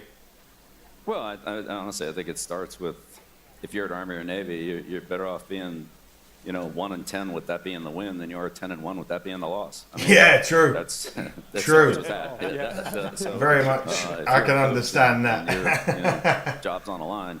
That's the one. I'd rather be 1-10 knowing it's that great, West Ham, it's a great rivalry. I mean, these kids go there Millwall if they're to face them, defend their country, to to give us our freedom. And 10 wins and 1 loss big against Millwall. They love to play the game. They love to compete, and that's really what this game's about. I have so much respect for everybody that's on the field and what they stand for. The march on, those will be, the 4,000 leaders of our country over the next, 3 decades, and we'll be proud of them, and they'll serve us well, and so it's really a great moment for not only college football and for the military, but just for what it all brings together, the competitiveness. But then when it's all over, you know. Train the main vein in the background. Sorry, that just took me out the moment. Coach. I think we all respect everybody that's going out there, and obviously they're much more tougher and courageous than I will ever be. But I'm going to give flowers where flowers are due. And you don't have to listen to this because you're probably going to hate me saying this. You're the greatest NFL head coach of all time and the greatest NFL general manager. Do you know what it is? They always say coach, but you're picking up. A lot of Pat's stuff is quite cheesy, I understand that, but he really is just a fan of sports and he's very passionate about it, and weirdly that's why I think I've come to really enjoy his stuff as well. So anything with Pat McAfee I enjoy watching. I've done a few reactions to his stuff, but then weirdly YouTube blocked it everywhere but Belarus. It doesn't make sense. Anyway. Out the groceries that you've been cooking this entire time, and obviously it's the greatest dynasty of all time. I know you hate that, but it leads to this. Yeah. You've committed Appreciate your entire no problem. You've committed your entire life to football, seemingly. Lombo told me a story about you playing catch with Roger Staubach when you were growing up. Obviously, you remember 1967 with him. Now, the commitment that you've had to football, being a GM, the fact that he can say you remember 1967 with him. Was this always going to be the case? Like since you found football with your dad, this is going to be my life, this is going to be everything? Yeah, well, Pat, unlike you, when you can't play, then you need to find another way to stay in the game, right? Hey, I barely play too. So, I'm not a good player, so you find a way to coach. But, you know, look, I was the only child, spoiled, and, you know, I did my dad. And so, you know, I followed him around. I went to practices. I went to meetings. I watched, you know, coaches like Coach Corso and learned how to be a coach, take different things from different coaching styles, methods, and so forth. And it just kind of felt, I guess, you know, natural to me. Mm-hmm. It did good, I think. So, you know, I'll just say one other thing about Coach Corso. You know, when he got there, so one of the things, so Naval Academy, Army-Navy game was always a Saturday after Thanksgiving. So Thanksgiving was Saturday, Thanksgiving morning was the last practice. And then the pep rally was Thursday night, and then Friday the team went to Philadelphia, and then they beat Army, and then they came back and won. And then they beat Army. And the Thursday practice was the last practice, and at the end of that practice, they would take the coaches, and the players would take the coaches, and they would toss them into the Severn, right? Yeah. And so, you know, my dad told Lee about it, and I don't think he really believed it at first. And then, you know, and Lee's like, in October, like, that water is going to be kind of cold. And in November, my dad was saying, Lee, that was going to be very cold. I go, oh, yeah, they're going to do it. So practice is over. Coach starts running. They outnumbered him. They got 1, 2, 3. And he goes. Right into the Severn. And that's a cold bath now. Yeah. Go Navy, beat on.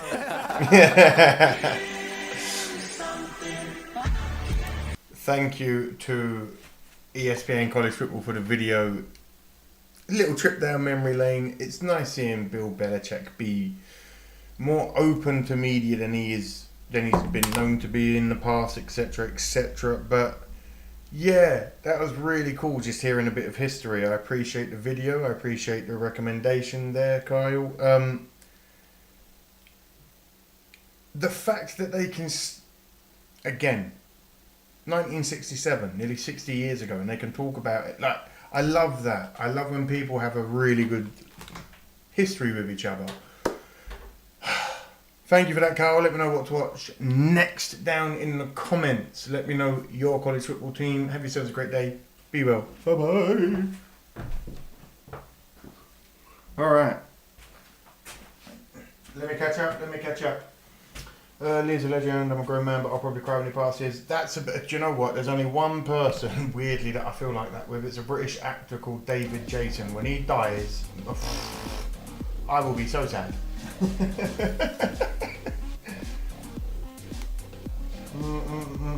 I've been getting back into college football. The atmosphere is amazing. Yeah, the crowds that I've seen. Maybe we do that in a minute. Maybe I'll look at college.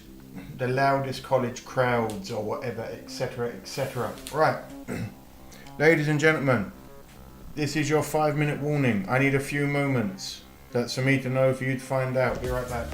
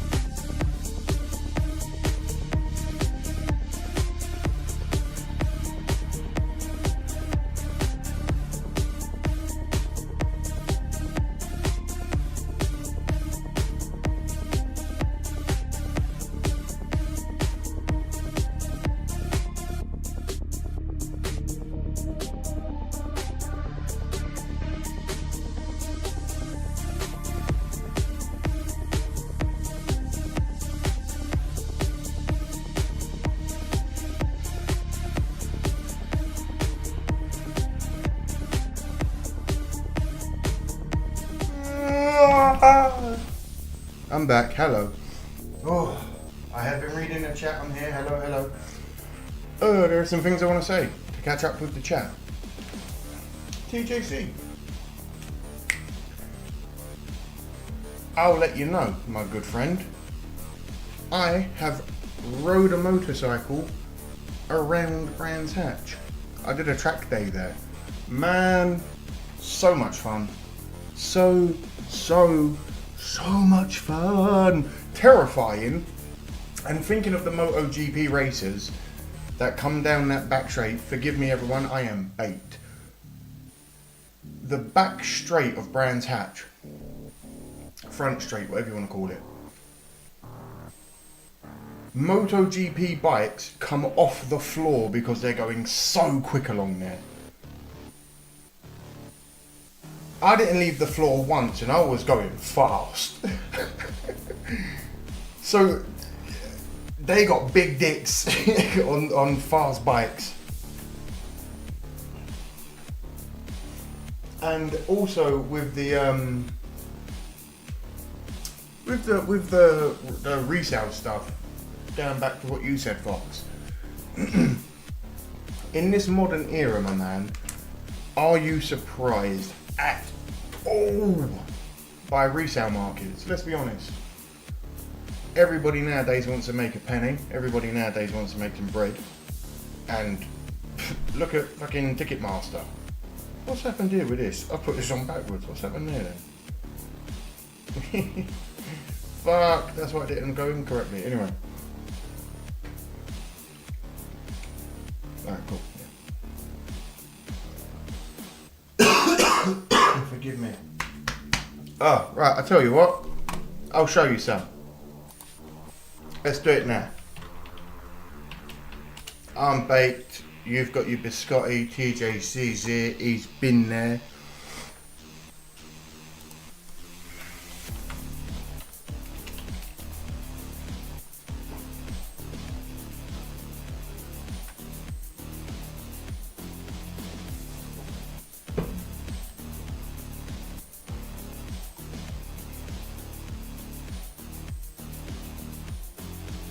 Okay, I'll tell you what we'll do. We'll, I'm going to show you I don't know how good the lap is. I'll be real with you. But I'm going to show you, it's got 679,000 views. It's a last lap at the British Superbike. British Superbike 2011 last lap. Tommy Hill versus John Hopkins. Plus post-race interview. I'm not going to do the interview. This is just to show Fox some good fast motorcycles around this track.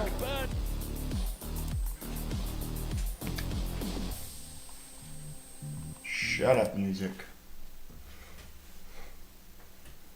Alright. Now bollocks to this, I want something better than that. I want a real hot day.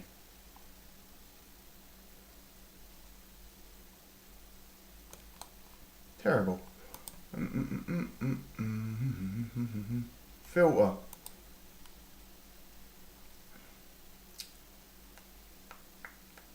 If you can. Gosh. Alright, cool. Whatever. Crashes. Crashes. Of course it's going to be crashes. But I don't want crashes. I want... You know what? Let's go. We'll go with this one that I was going to watch. Fox. This is a racetrack in the United Kingdom. It has hosted pretty much any vehicle we could get around it has had a race around it. I'll be honest. We're not as crazy as Americans. We don't do tractors. We don't do all that crazy shit. But you can do track days. There are bring your own bike, bring your own car. They're great days out. It's a lot of fun. My one thing I really wanted to do, and I don't think I'll do it now because weirdly, it's just not worth it. I wanted to go around the Nürburgring in Germany on a bike. But now I'm just like, you know what? Nah, not for me.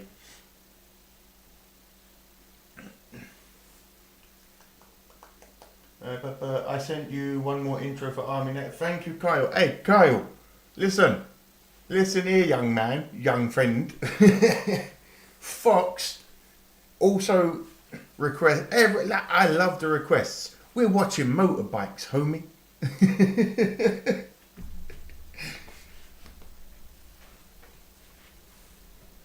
Also, Fox, I appreciate you donating for the video request. I really do. Appreciate that, mate.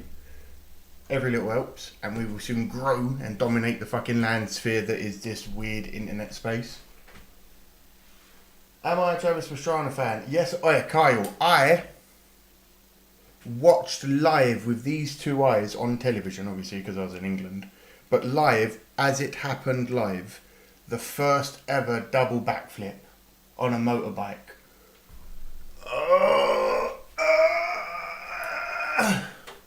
I'm annoyed I never got to meet him anytime he was at Top Gear. Considering we basically own Top Gear, why didn't I get to meet him at Top Gear? Anyway. Won't go into that. Yes, I like Travis Pastrana. I think he's pretty cool. His rally driving, he's done Goodwood Festival's hill race. Literally, we watched him take his little demon rally car up a hill and crash, but it was hilarious.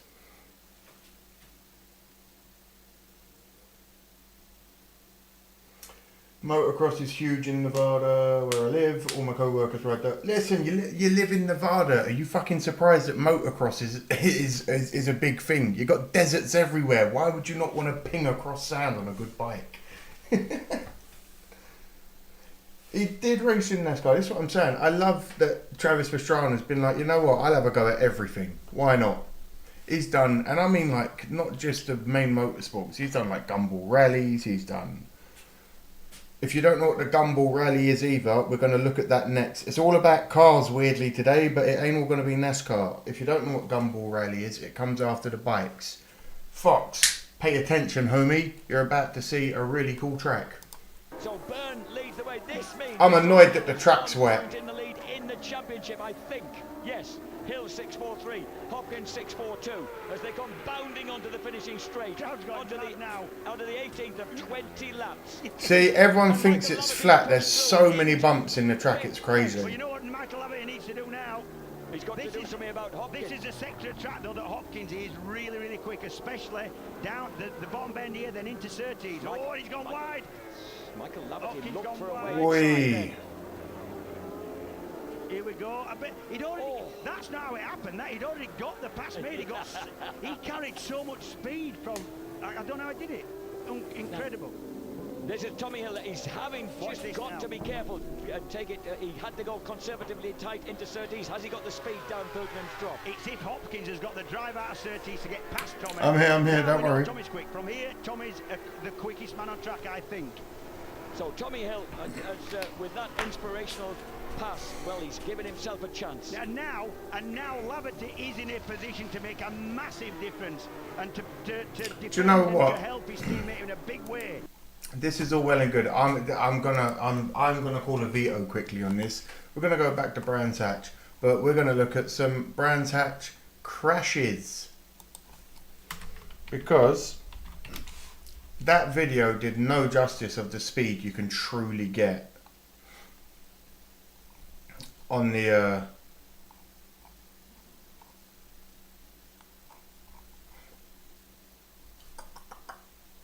track around there. I'm just trying to find a good one. I'm also fried. I'm higher than giraffe horns, people. Medical cannabis is incredible. It makes life so much better. If you're of legal age, and it's legal where you are, it is in the UK. You should try it. Why are these all such shit options? Here we go. The crashes of 2023. Brands Hatch crashes. Crashes of 2021. Yeah. Alright, cool. We're watching 2023. If they bore me, we're turning it off. Here we go.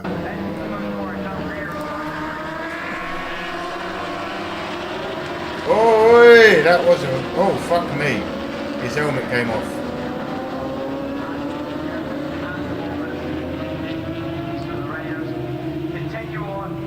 down at the upper side of the circuit, continue on up towards. The tow rod is under control there. That bike, oh my god, ruined. I'm glad the riders are okay. Oh! Whoa, whoa, whoa! That was a horrible bit of inertia. He went one way, the bike went the other, and he overcorrected and got catapulted. Let me step over here a bit.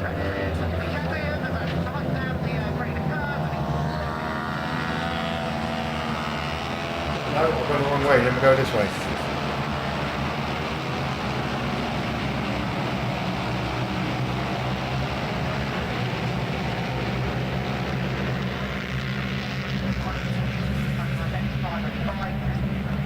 Yeah, that purple paint scheme was gorgeous. Oh my god. How did he go head over heels there? Oh!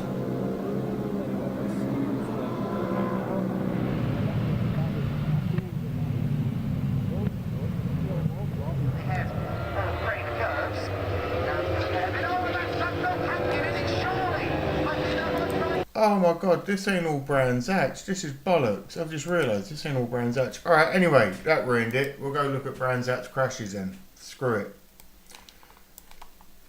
That sucks. I'm standing here and I know I'm a little bit slow at the minute because my brain's getting back into focus, but good lord. Top 20 biggest crashes at Brands Hatch ever. In case it goes on YouTube. Let's have a look. Oh, them cars are beautiful. Old Ferrari. Oh, that's an expensive crash. Yeah, fucking hell indeed, good sir. Oh my god, that was big. Yeah, that car's expensive.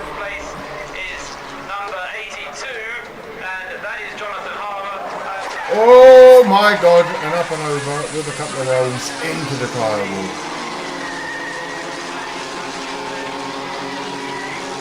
Oh, thank god he got out of that.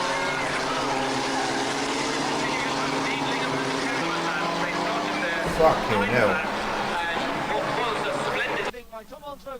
Into the first corner, Oslo Cole in the grey car. Oh, the Clio Cup. Pete sideways, he got another car in the gravel side, and it's all gone wrong. Oh yeah, you saw Oslo Cole collide with his teammate Ben Winrow. That's Stephen Cole. I'll be honest, that didn't look. That's John Gore's in Brett Perrett. It looked like Gore. That didn't look. Oh, okay, there is a car on the roof. I was going to say, that didn't look as aggressive as the car crashed before it. You can see that Colbert's already gone, but yeah, you can see Pete comes across. Oh, fuck me. Yeah, he went pretty hard there. Excuse my language, but my lord, he went into that pretty hard. We saw this other contact, which seems minor in comparison with rebound truck. Everyone there on the other side of that crash barrier's arseholes just fell out. There was just stains and smells, and everyone saw Jesus for a second, or whichever religious or non-religious, like I believe in. At the back of the paddock, and miraculously, nobody hurt, including the driver, and really... Bogatov squeezing there, they touch. They all go off. Massive accident there. Oh my god. The Chapman car has gone over. Fuck's sake.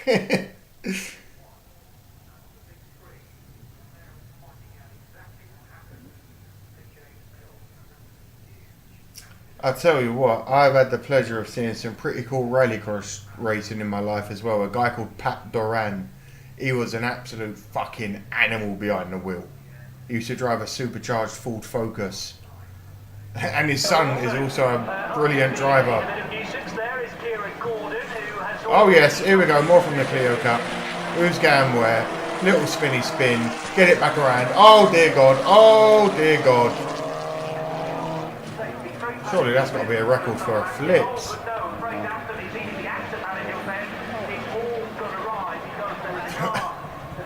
Listen. The inertia from that, yeah, your head must be going. Even when you've come to a stop and everyone's talking to it, just be like, what? Some of that first lap here, Tim.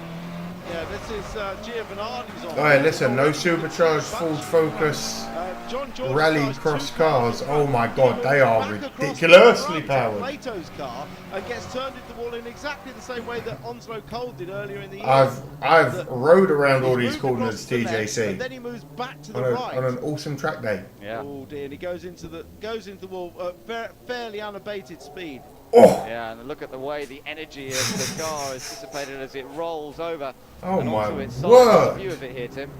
Hit the wall. Yeah, in fact, Plato was looking to get down the Actually, it's inside. Turner. It was Turner, Was I it think. Turner? Yeah, you're right. I apologise. It was. Oh, that's a big roll. Big roll. The impact being absorbed by the car. I'm glad that none of the drivers here That was a case of the two of them moving in the. Everyone got out okay. Hey! See, do you see the variation of vehicles? Oh, shitting God. That is not what you want on the start.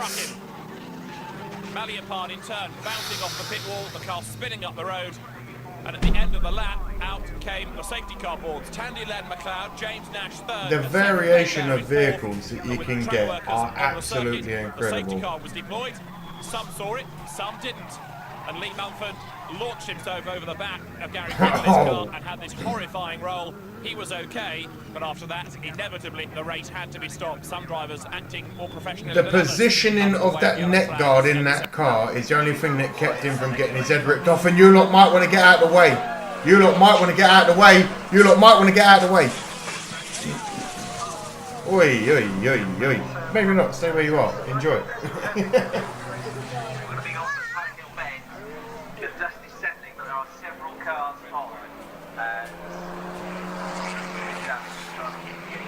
Imagine getting peppered with gravel. And it's Jonathan Bancroft who makes the best start. Oh, these little, oh, see, these wide wheelbase cars, man, these little, they just think, they weigh nothing. It's a horrifying accident. The race is immediately stopped. It has to be. But miraculously, Gasho emerges unharmed. Straight out of the Marlboro car. Marshals are on the spot in I'm all good, he says. Ernsthaft verletzt. Oh yeah, Explorers, I am toasted right now. Oh my God! Das Auto fliegt. Yeah, that car went flying basically. Everyone get out of the way! Quicker than that! Where am I? I've got to see where I am. Right, here we go. Look, here we go. I don't know where it is on screen, but the mass, yeah, look here. This guy, we're gonna.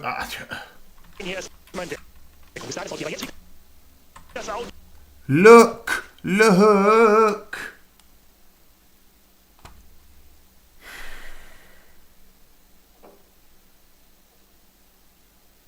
Lads.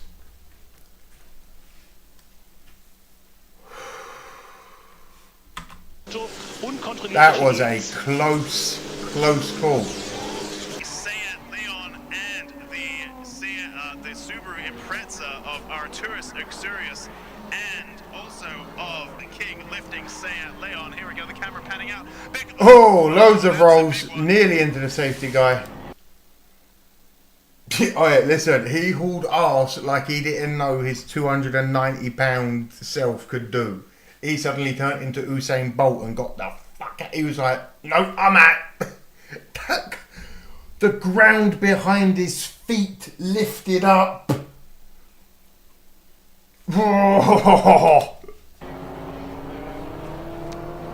And the guy over in this tower over here, he also got very lucky there. The guy behind me, basically he crashed into me. Start by Anderson. Yeah, it is with the old 10-valve Audi. Oh, the old Audi. Oh. Josh Sturkins has been touched by the leader, and Sturkins goes into a multiple roll. Oh, I say that is one of the worst. That Audi was a dirty shot there. And number 10, Rogier in the blue and white Van Diemen. I don't actually know which class these cars are, so I don't want to say. Hey, and he's off. Accident at Paddock, and that is Robert Volk. Robert Volk off the road. and involved with him. Good afternoon, Jason. We're doing a reaction for YouTube. How are you, my friend? The marshals very quickly on the scene. The safety car has been deployed. Safety car's out. Robert Volt, the South African, has had a monster accident. Here it is. There was contact between him and Thomas McGregor. Mate. And Volt cartwheels into the tyres, and that just acts as a That's what I'm saying. Those little wide wheelbase Formula, whatever they are, class Formula 3 maybe? I don't know. Don't kill me in the comments. Sprint out to attend to the driver. They're so light, they just take off. Just digs in, cartwheels. Launches in again. Look at all the air that gets out of the car. Bounces high into the air and then lands with a big impact in the gravel. Well, Robert Volt is okay. That's the stage. PK and Warwick. Uh-oh, he's about to take off. Someone's about to take off. Chaos, mayhem. The unfortunate Japanese driver going end over end.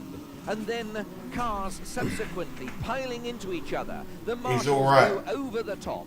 He's all right. He's all right. He's all right. Out he comes. Extricating that incredibly fortunate Japanese That is a pile up. Oh my God. The sidecar bike racing.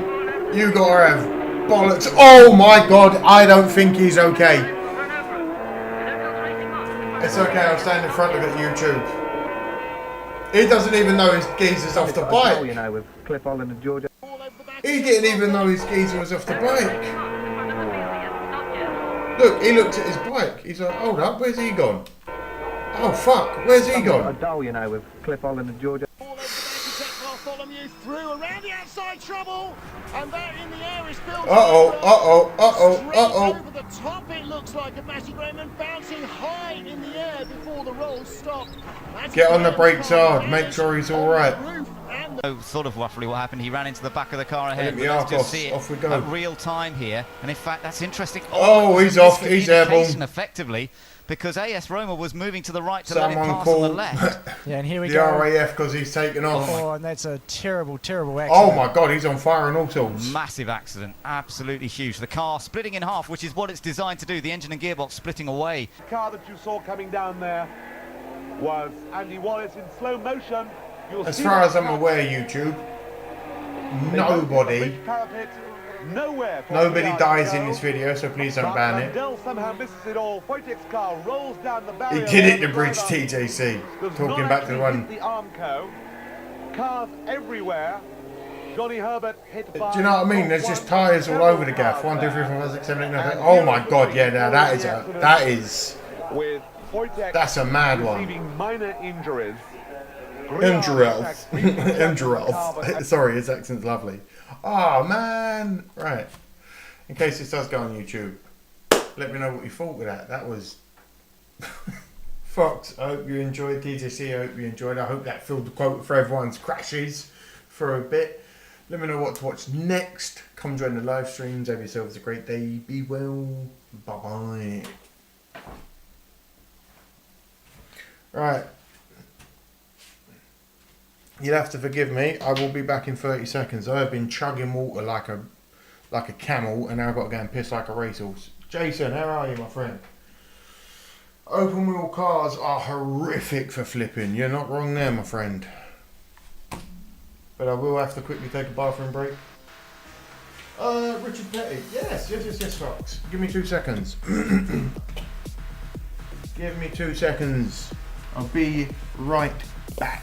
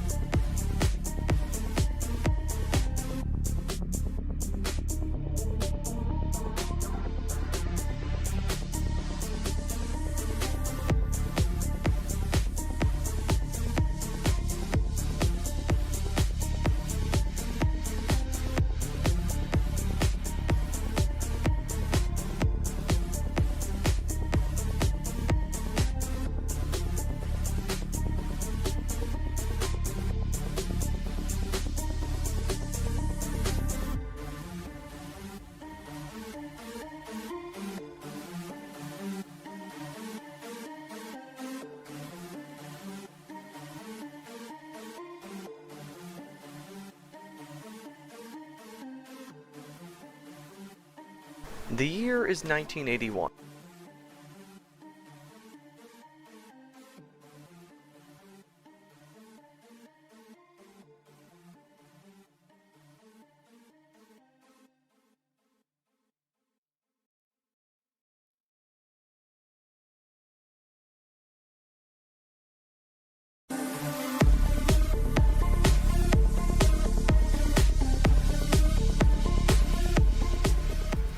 Oh. Hello. Right. You did hear MBR's voice, brother. I am back. Hello. I've got you. Don't you worry. Right.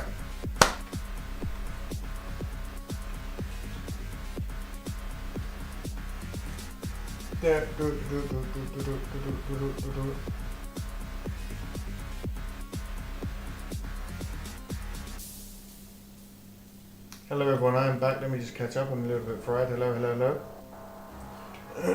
Hey, listen. I hope you all understand. Here I was saying, hey, it ain't all going to be NASCAR today, guys. It ain't going to be 3 hours of NASCAR. It's been NASCAR, but it's been fun. So, appreciate you all. I think this is going to be the last video of the stream. So please, everyone, you've got a couple of minutes, I won't lie.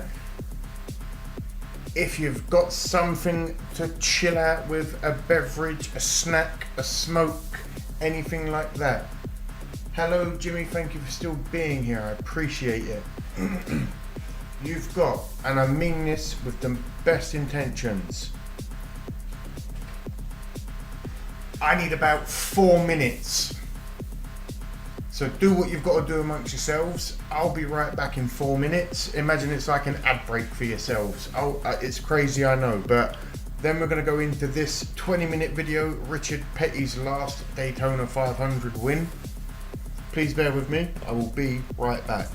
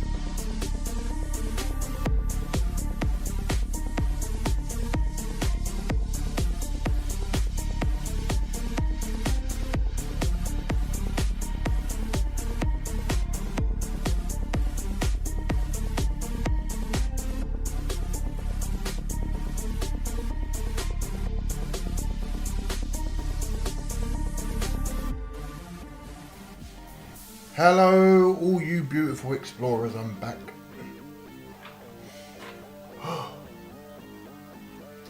Right, hello. Sorry about that, everyone. As you know, Real World comes first. Mrs. Smoke comes before everything else in this world. So, she's doing some work. She's doing some work. Uh-oh, her computer stops working. I have to go be the hero. It's all good. Oh. I'm not going to lie, guys. The little break I took a minute ago, I am a few moments ago, whatever it was, 20 minutes ago. This shit has slapped me. It's called Saturn, and I am on Saturn, right? I'm on Saturn. Oh, hello, everyone.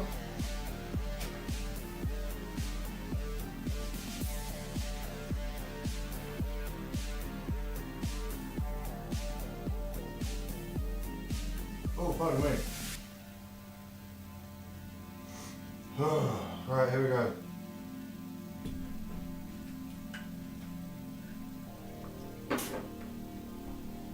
Anybody watch the Chiefs almost lose last night? Do you know what? I don't want the Chiefs to win another Super Bowl. Listen, I'll say it like I always say it.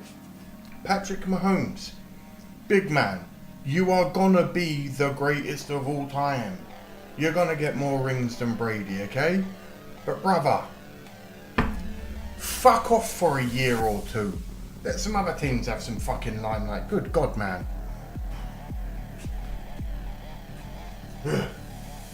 Jason, whoever, I'm a retired law enforcement and I watch YouTube program on Friday nights, live on patrol from pardon me. Oh, listen, if you guys want to watch some cop videos and stuff on Thursday when I come back, we'll do that. I'm lucky enough to have been on ride-alongs with an ex-US Marine sniper, now LEO, and man, I had a wild time, even as a civilian. Good Lord. Anyway, that's for another time. Maybe I'll tell you that story one day. But here we go. As I said, I hope you're all here. I hope you're all relaxed. Let's swing it over to here. Goodbye music. Right. If you ever want to watch some pursuit videos of Arkansas police videos, I know video. Oh God, hey, Jason, I'm always down for good police channels. I love all of those kinds of videos. Coming from my background, I like to see how I react to things. But here we go. This video is about how Petty used cunning to win the last 500 with a slower car. Right, I'm going to get some water because I got mad dry mouth and I don't want to be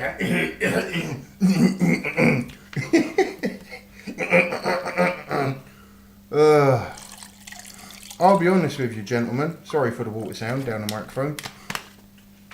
Ladies and gentlemen explorers, it has been a while since a rip has kicked me in the face like this. That's why the shades are staying on, because I don't know if I'm a wet nut. I'm here, but good Lord. I am here, and I'm very excited to see this, because I'll be honest, Fox, most things you recommend are very, very interesting and right up my street. So, well, where has that gone now? Come here, you stupid thing. The lid fell off of my water bottle. Right, ready. Here we go. Arkansas police have a little bit different policy. They don't let anyone get away and they will pit you at 100 miles an hour with no... Hey, I'm here for it. Sometimes... It's always fuck fed. Sorry. Listen, you might be retired law, but me and the police have had some bad run-ins. I'm from the East End of London. I grew up poor. Me and the police have had some scuffles in my life, so fuck fed. But I appreciate law enforcement. As I said, happily went on ride-alongs with law enforcement when I was in Wisconsin and Chicago, so that was nice. But I love police videos, I love the shootouts, I love all that stuff. Anyway, we're going to watch Richard Petty's last Daytona 500 win. I'm glad you're all here.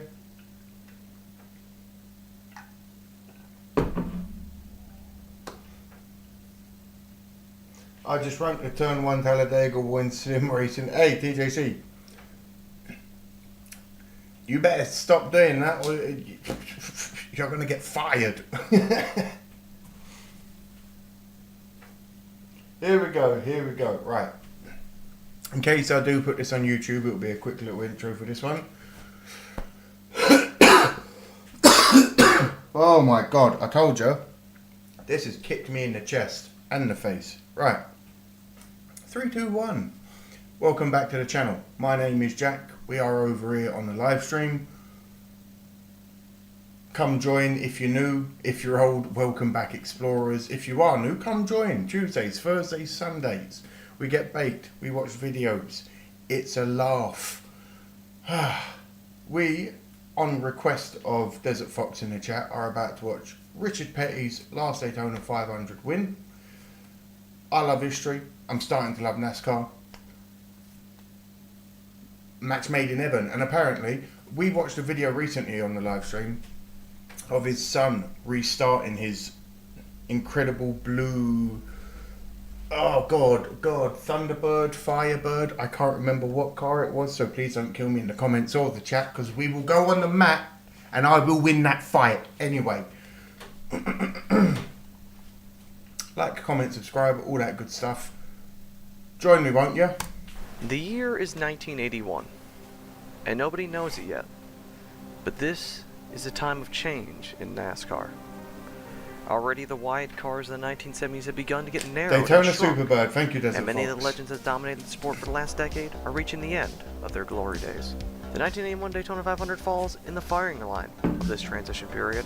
Oh, by the way, subscribe to NBR because makes incredible videos, and when you bake, the music's a vibe to go exactly with the history. And for the man who has dominated this race for years, it's his last hurrah. Go on, Richard! Big dick. Petty's about to win his second Daytona 500. Petty, the great Southern stock car driver, coming around now will take the checkered flag for an unprecedented third Daytona 500 triumph. Onto the tri-oval, and the Petty blue flies under the checkered flag. Winner. Why wouldn't you call yourself Big Dick Petty?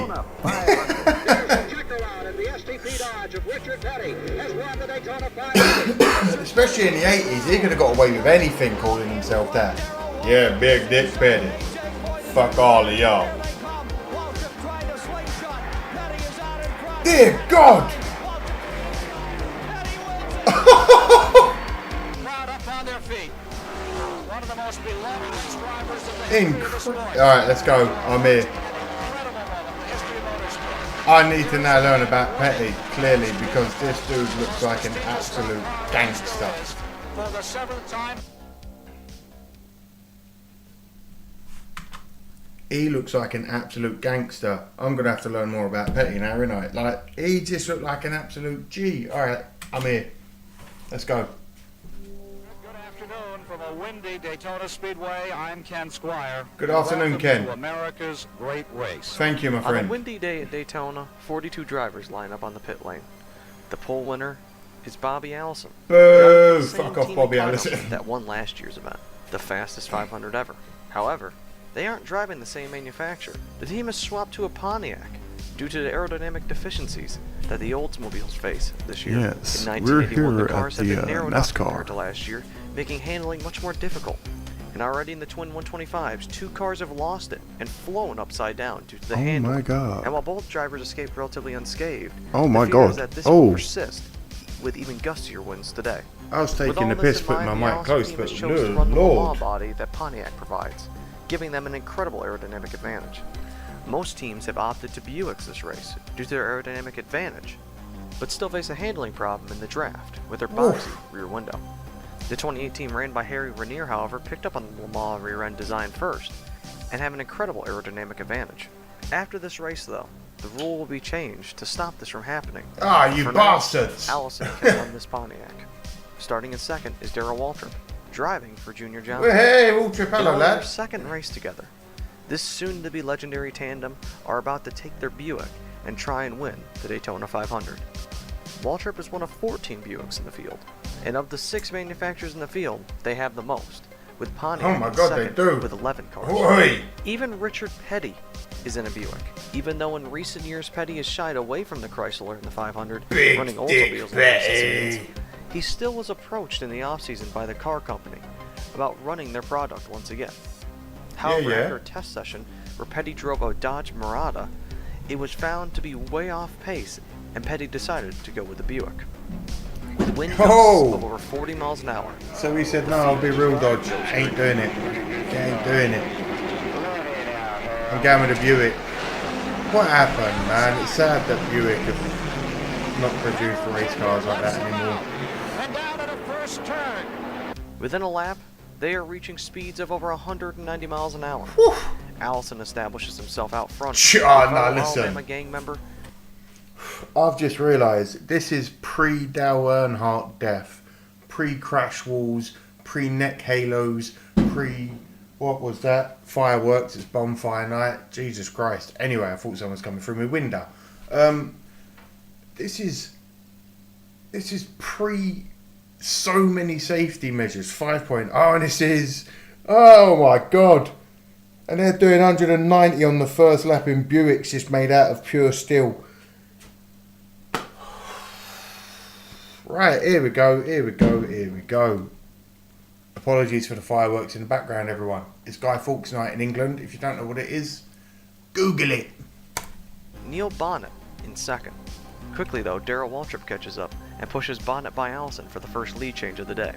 But quickly, Allison in the one car of Buddy Baker passes back by. The next lap, Baker and Bonnet work past Allison again, and the reigning 500 champ is trying to beat the car that he won with last year. But after a lap, Bonnet passes by again, and in the opening 7 laps, the action is intense. Baker again passes back by, and Bonnet falls back. The Alabama gang roars back to the front and starts the lap past. Alright, look at that position. On lap 8 dares fate and dives to the inside as the front pack grows to 12 cars. On lap 11, Buddy Arrington faces issues and has to pit. Even though they are outnumbered, Ford is still showing some strength with the legendary Wood I'll be real, being a By pit lap geezer 14, back then. reigning Cup champion Dale Earnhardt Bollocks has of now steel. moved to second. Soon he takes the lead. Meanwhile, Darrell Waltrip is beginning to trail smoke and is starting to slow. Bonnet gets Earnhardt back as Ronnie Thomas in the 25 is now facing issues. On lap 18, the first crash occurs. The number 39 crash. of Blackie Langren Whoa, hits the whoa. front stretch wall and goes to Blackie the Langren goes into the Saab wall. rips off the right front the rest of the way and brings the field under caution. The leaders zip down the pit lane and make their first stops of the race. Meanwhile, the 11 team is now having more issues. The 11 team car is are falling really off the having track. issues. They get it up, and Waltrip beats the pace car off. Waltrip's However, off ski. the team is still working on the car, as when the car fell off the jack. Hey, the 11's having a bad day. The car is also still smoking.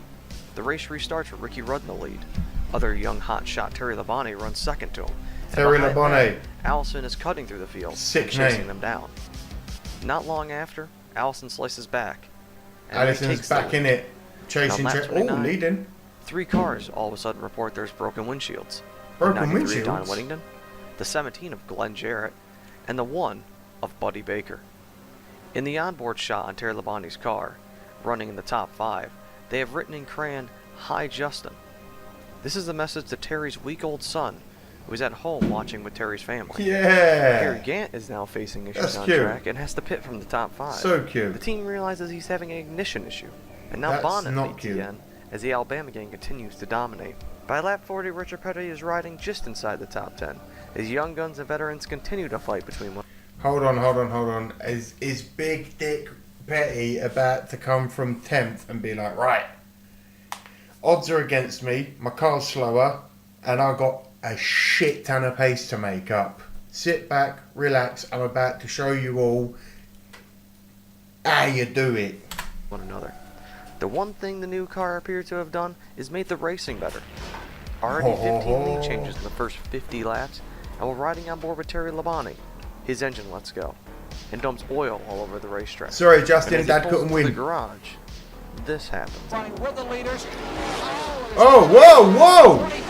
Has spun off up in turn number 4. What the flipping hell Jeffrey happened Bodine there? goes flying into the infield from hitting the oil and rams into a parked vehicle. Oil! People scattered, but miraculously nobody was seriously injured. And the caution is out. And once again, in the pit lane, Allison and Bonnet get parked in and can't get out of their stalls, losing valuable time and positions.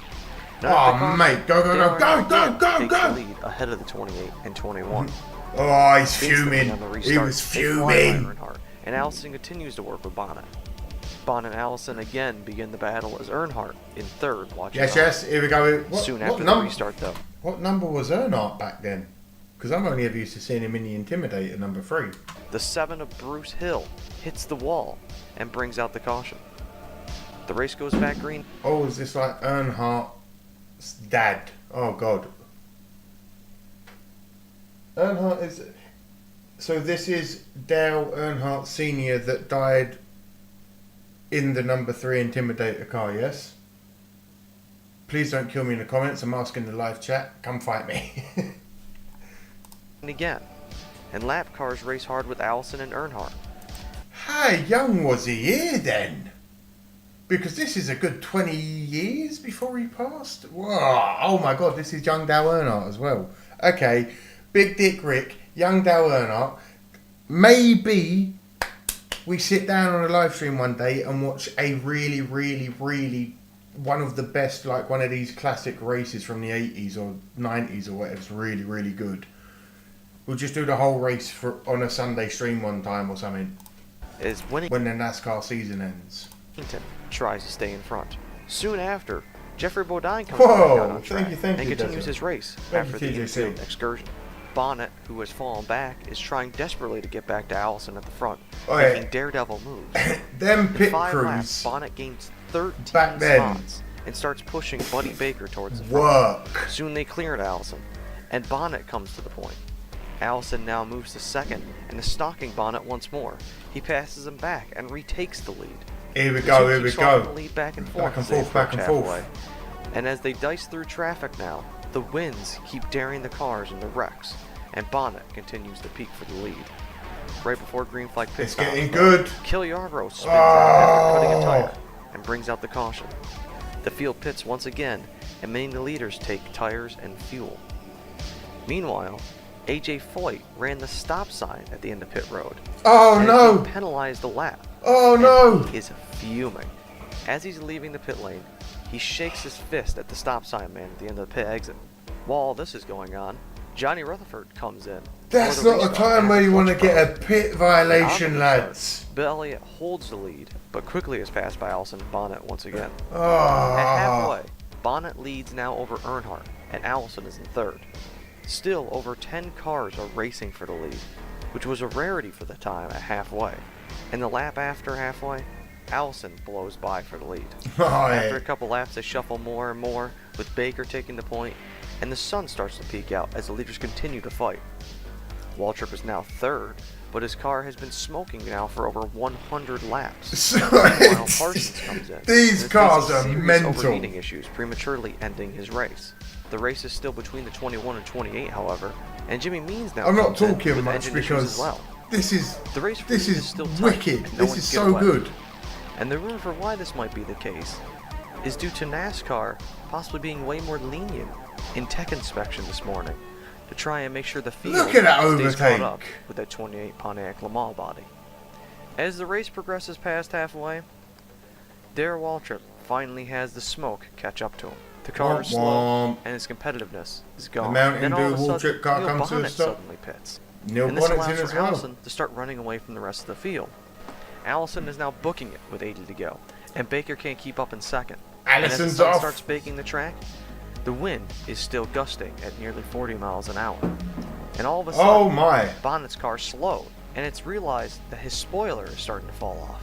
Allison's apparent only competition now has fallen off the pace, Oh, no. and Bonnet has to pull into the garage. Allison, with less than 70 to go, has now built a 3+ second no! lead. Wait, listen. As At this the rest of point, the just top keep five your draft foot on together. that Baker, floor. Earnhardt, Even if you Rudd, turn into Petty, Fred and now Flintstone, David get your foot Pearson down. is the top 6. It- With all yeah. 5 of them drafted. Go. Allison soon with 68 to go comes flying down the line. Baker follows. The rest of the leaders pit, and now the 25 is stalled in the fastest part. This is of the pit chaos. lane. The only 2 leaders not to pit the next lap after Allison were Richard Petty and David Pearson. Petty pits 3 laps after Allison, and David Pearson stays out once again to take the lead. After he finally cycles out, There it indeed, comes Mr. out to Fly. Allison still leading, and the top 5 Welcome. are staying relatively unchanged. Through lap traffic, however, the top 5 chase back down Allison, and Baker gets a huge run on a lap car. Baker steals the lead from Allison with 60 to go, and soon after, Pearson has smoke erupting from his car and has to pit. Allison and Baker still race with Allison ahead That's a now, sick entering the name for a final 50 hometown. laps, and Petty now has worked his way to 3rd, behind the battle for the lead. Go on, Barry Petty. again has worked his way into this situation as a lap down. Let's go, boy. But sits Big in the dick middle of Petty. them all. Petty rides behind the fight between Baker and Allison, where Buddy, in Knowledge the one car, and now pulls ahead. experience. You see this? Gant now flares by Baker, carving the way for Allison to go back by for the lead. He's And now like- working down to 40 to go. The leaders are... He's got it. Petty's like, listen, I'm in 3rd. I know what I'm doing. You lot are going to be dicking about of each other, giving it. I'm going to bide my... If I'm wrong, but I already see it. He's going to be like, while they're dicking about of each other, I'm going to bide my time, get some clean air. The minute I got it, slingshot, bye-bye. That's how you win. More lap Hoping. traffic. Baker It still might not be stalks that Allison clean, let's for the be real. lead, and now the top 3 are separating from Ricky Rudd in 4th and Dale Earnhardt in 5th. The last stops of the day are looming, and mechanical failures are getting more and more. With 35 to go, Baker leads for the 46th lead change of the race.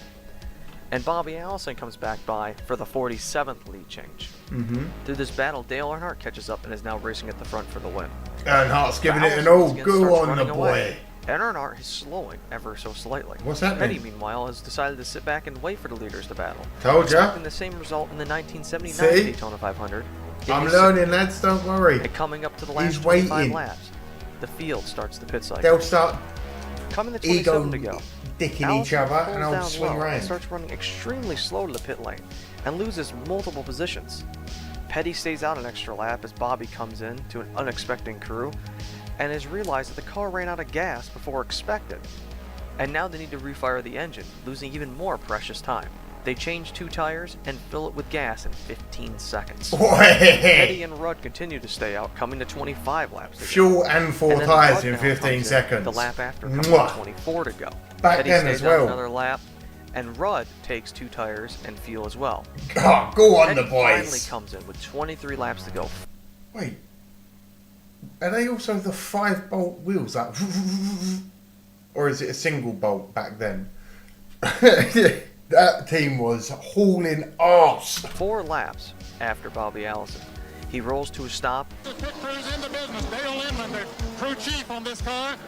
Maurice Petty, his brother, directing the traffic here as they go to work. Okay, it's a single bolt, yeah? A change of pace here for the Petty crew. They're only adding gasoline. Go. Pit stop. What What? strategy? We'll see how it works. What happened? Only 6.8 seconds. Just fuel. He not only beats Bobby Allison, Okay, coming here we go. into the pit go. lane, but he beats him by 9 seconds on their pit stop. Yes, let's fucking go, he says. Made a miraculous call to put about 10 to 15 seconds on Bobby Allison. With Go. 23 to go. The question is now, can they make it to the finish on this set of tires? Many teams think he can, but Inman has been measuring the wear all weekend, and he knows the real answer. They can. The next question is, can Petty make it on gas? Daryl going, Since oh, we he's ain't out gonna front by make it. himself, He he's already burning knows he's more won. gas. But he has only 23 laps, which is about 58 miles, to go.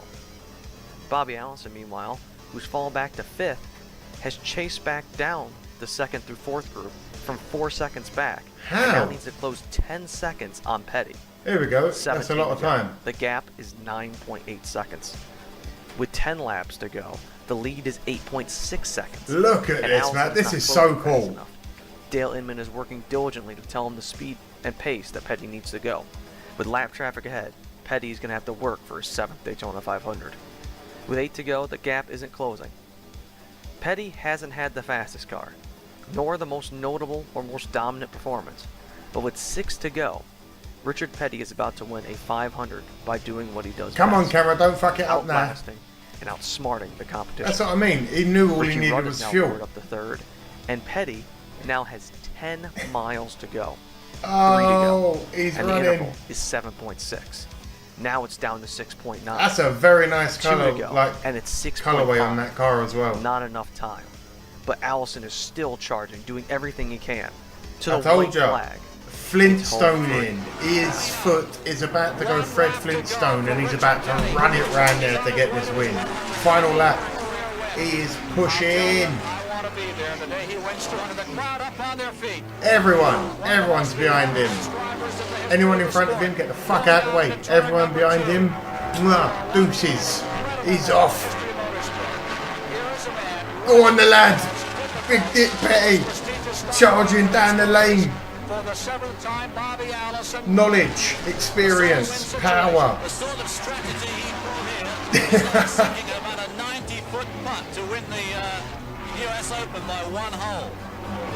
Anyone fucks it up for him now, they're going to get drop kicked. Oh well, of course they're not, but here we go. Get out of the way. Coming down, seeking out, and is he slowing down? Is he running out of fuel? He's coming to Russell out slowly, but he takes the checkered flag. With Stan Barrett's crash after the flag, the Daytona 500 is over. Richard Petty wins his 7th 500. KSI, yeah, he got it. Hello, mate. Race. The emotion is overflowing. Oh yeah, that The team is colorway on ecstatic. that STP No blue other and man red up to is this point gorgeous. besides Cale Yarborough has won the 500 more than once. But Petty now has 7. Petty is one. Oh yeah, also, alright, let me know then. Just quickly, comments, you might be too late. Live chat. Has anyone won the 500 more times than 7? Like, eh? Has Petty got the record for it? Because that's mental. Once again happy. And the man behind the master strategy, Dale Anderson, seems the most emotional. We're coming to you live from Daytona, and right now they're prepping for the Grand Slam of tennis, McEnroe against Villas later today. Here you'll see it. Get out of here, John McEnroe. You can start shouting at everyone else. Ready to go back to victory lane where the celebration. I need to get one of them headsets. First cousin, who's been with him for every race but 2 in his entire career, is standing by with nhra. That's Dale Inman, 7-time champion, 7-time winner of the Daytona 500. Dale, what a brilliant move you fellas made out there. Well, Ned, we kind of had it planned for a while.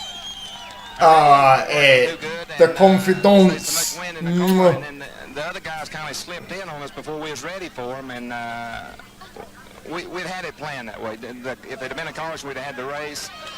But it was far down the line, Ned. We'd had it figured that way for a good bit, and we was hoping we could catch them changing tires. Richard said that he was not concerned. Gentleman in the back with a wicked tash.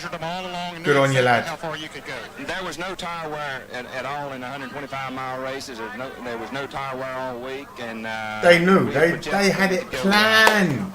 Right at a full race without changing left side rubber. Dale winning this race goes back a long way. Just what happened here today was not the total story. We worked out really hard to get ready for this race, and a lot of families have sacrificed because we've worked night and day to get ready. When you say sacrifice, what do you mean? Sometimes you have to put your family aside, seems like, to get the car ready. Well, I'll tell you, this crew really knows how to do that. I know how. That is a man that was dedicated to his sport. Dedication that the crew put in, the effort in bringing this car into Vickard Lane. Congratulations again. You gotta love passionate Richard people. doesn't know it yet, but Dale Inman does.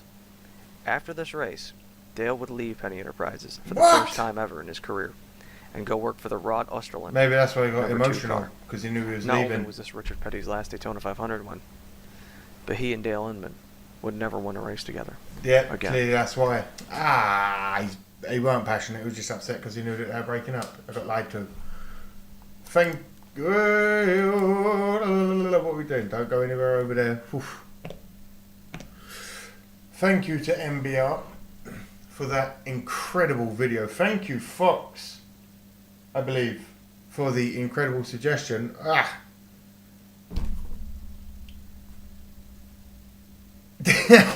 Incredible video. Listen, if you are watching this on a YouTube replay or upload or whatever it is, let me know down in the comments which classic one to watch next. Have yourselves a great day. Be well. Bye bye. What an incredible video, folks.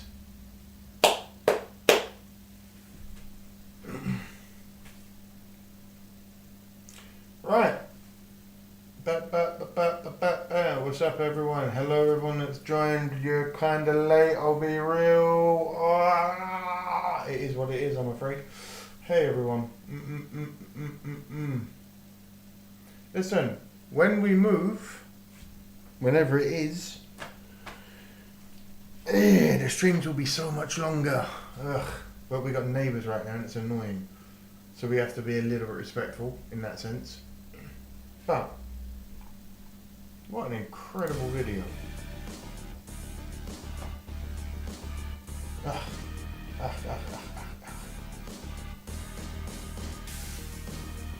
Yeah, to be fair, 15-second pit stops now would get you fired. I'm reading back, Jason. But, think of what they had to work with back then. Yeah, no, we moved somewhere, but it's not final place, it's the place before the place. Yeah, it's annoying, I know. Unfortunately, Mr. Fly, we do not have time for another video this evening. If you were here earlier, you would have been informed that this was the last video. No, I'm joking. Right, again, Explorers, I am afraid I've got to cut it short. Thursday we do return. Videos are welcome to be sent to me on X and we'll check them out on Thursday possibly. It can't all be NASCAR though, not again. It can't be NFL either apparently because we tried watching a really old highlight clip of NFL and they took my stream off earlier. So, fuck them. Anyway, I know Mr. Fly, I'm sorry. Listen. We'll work something out. It'll all come together. Back on Thursday. Happy birthday in 3 hours, TJC, for when it is your birthday, my friend. Everyone that's here, I appreciate you. I know this has been a bit of a scattered one as usual, but this is what we do. And I don't give a fuck. I appreciate you all.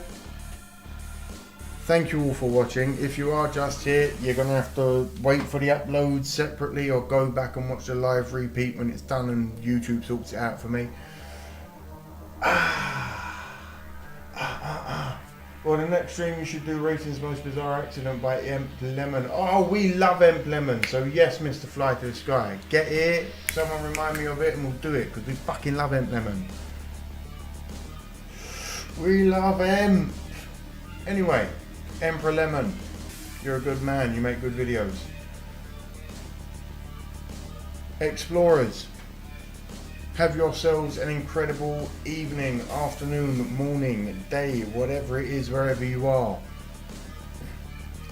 Don't let anything get you down today, no matter what happens. Have yourselves the best time you can have. Be well.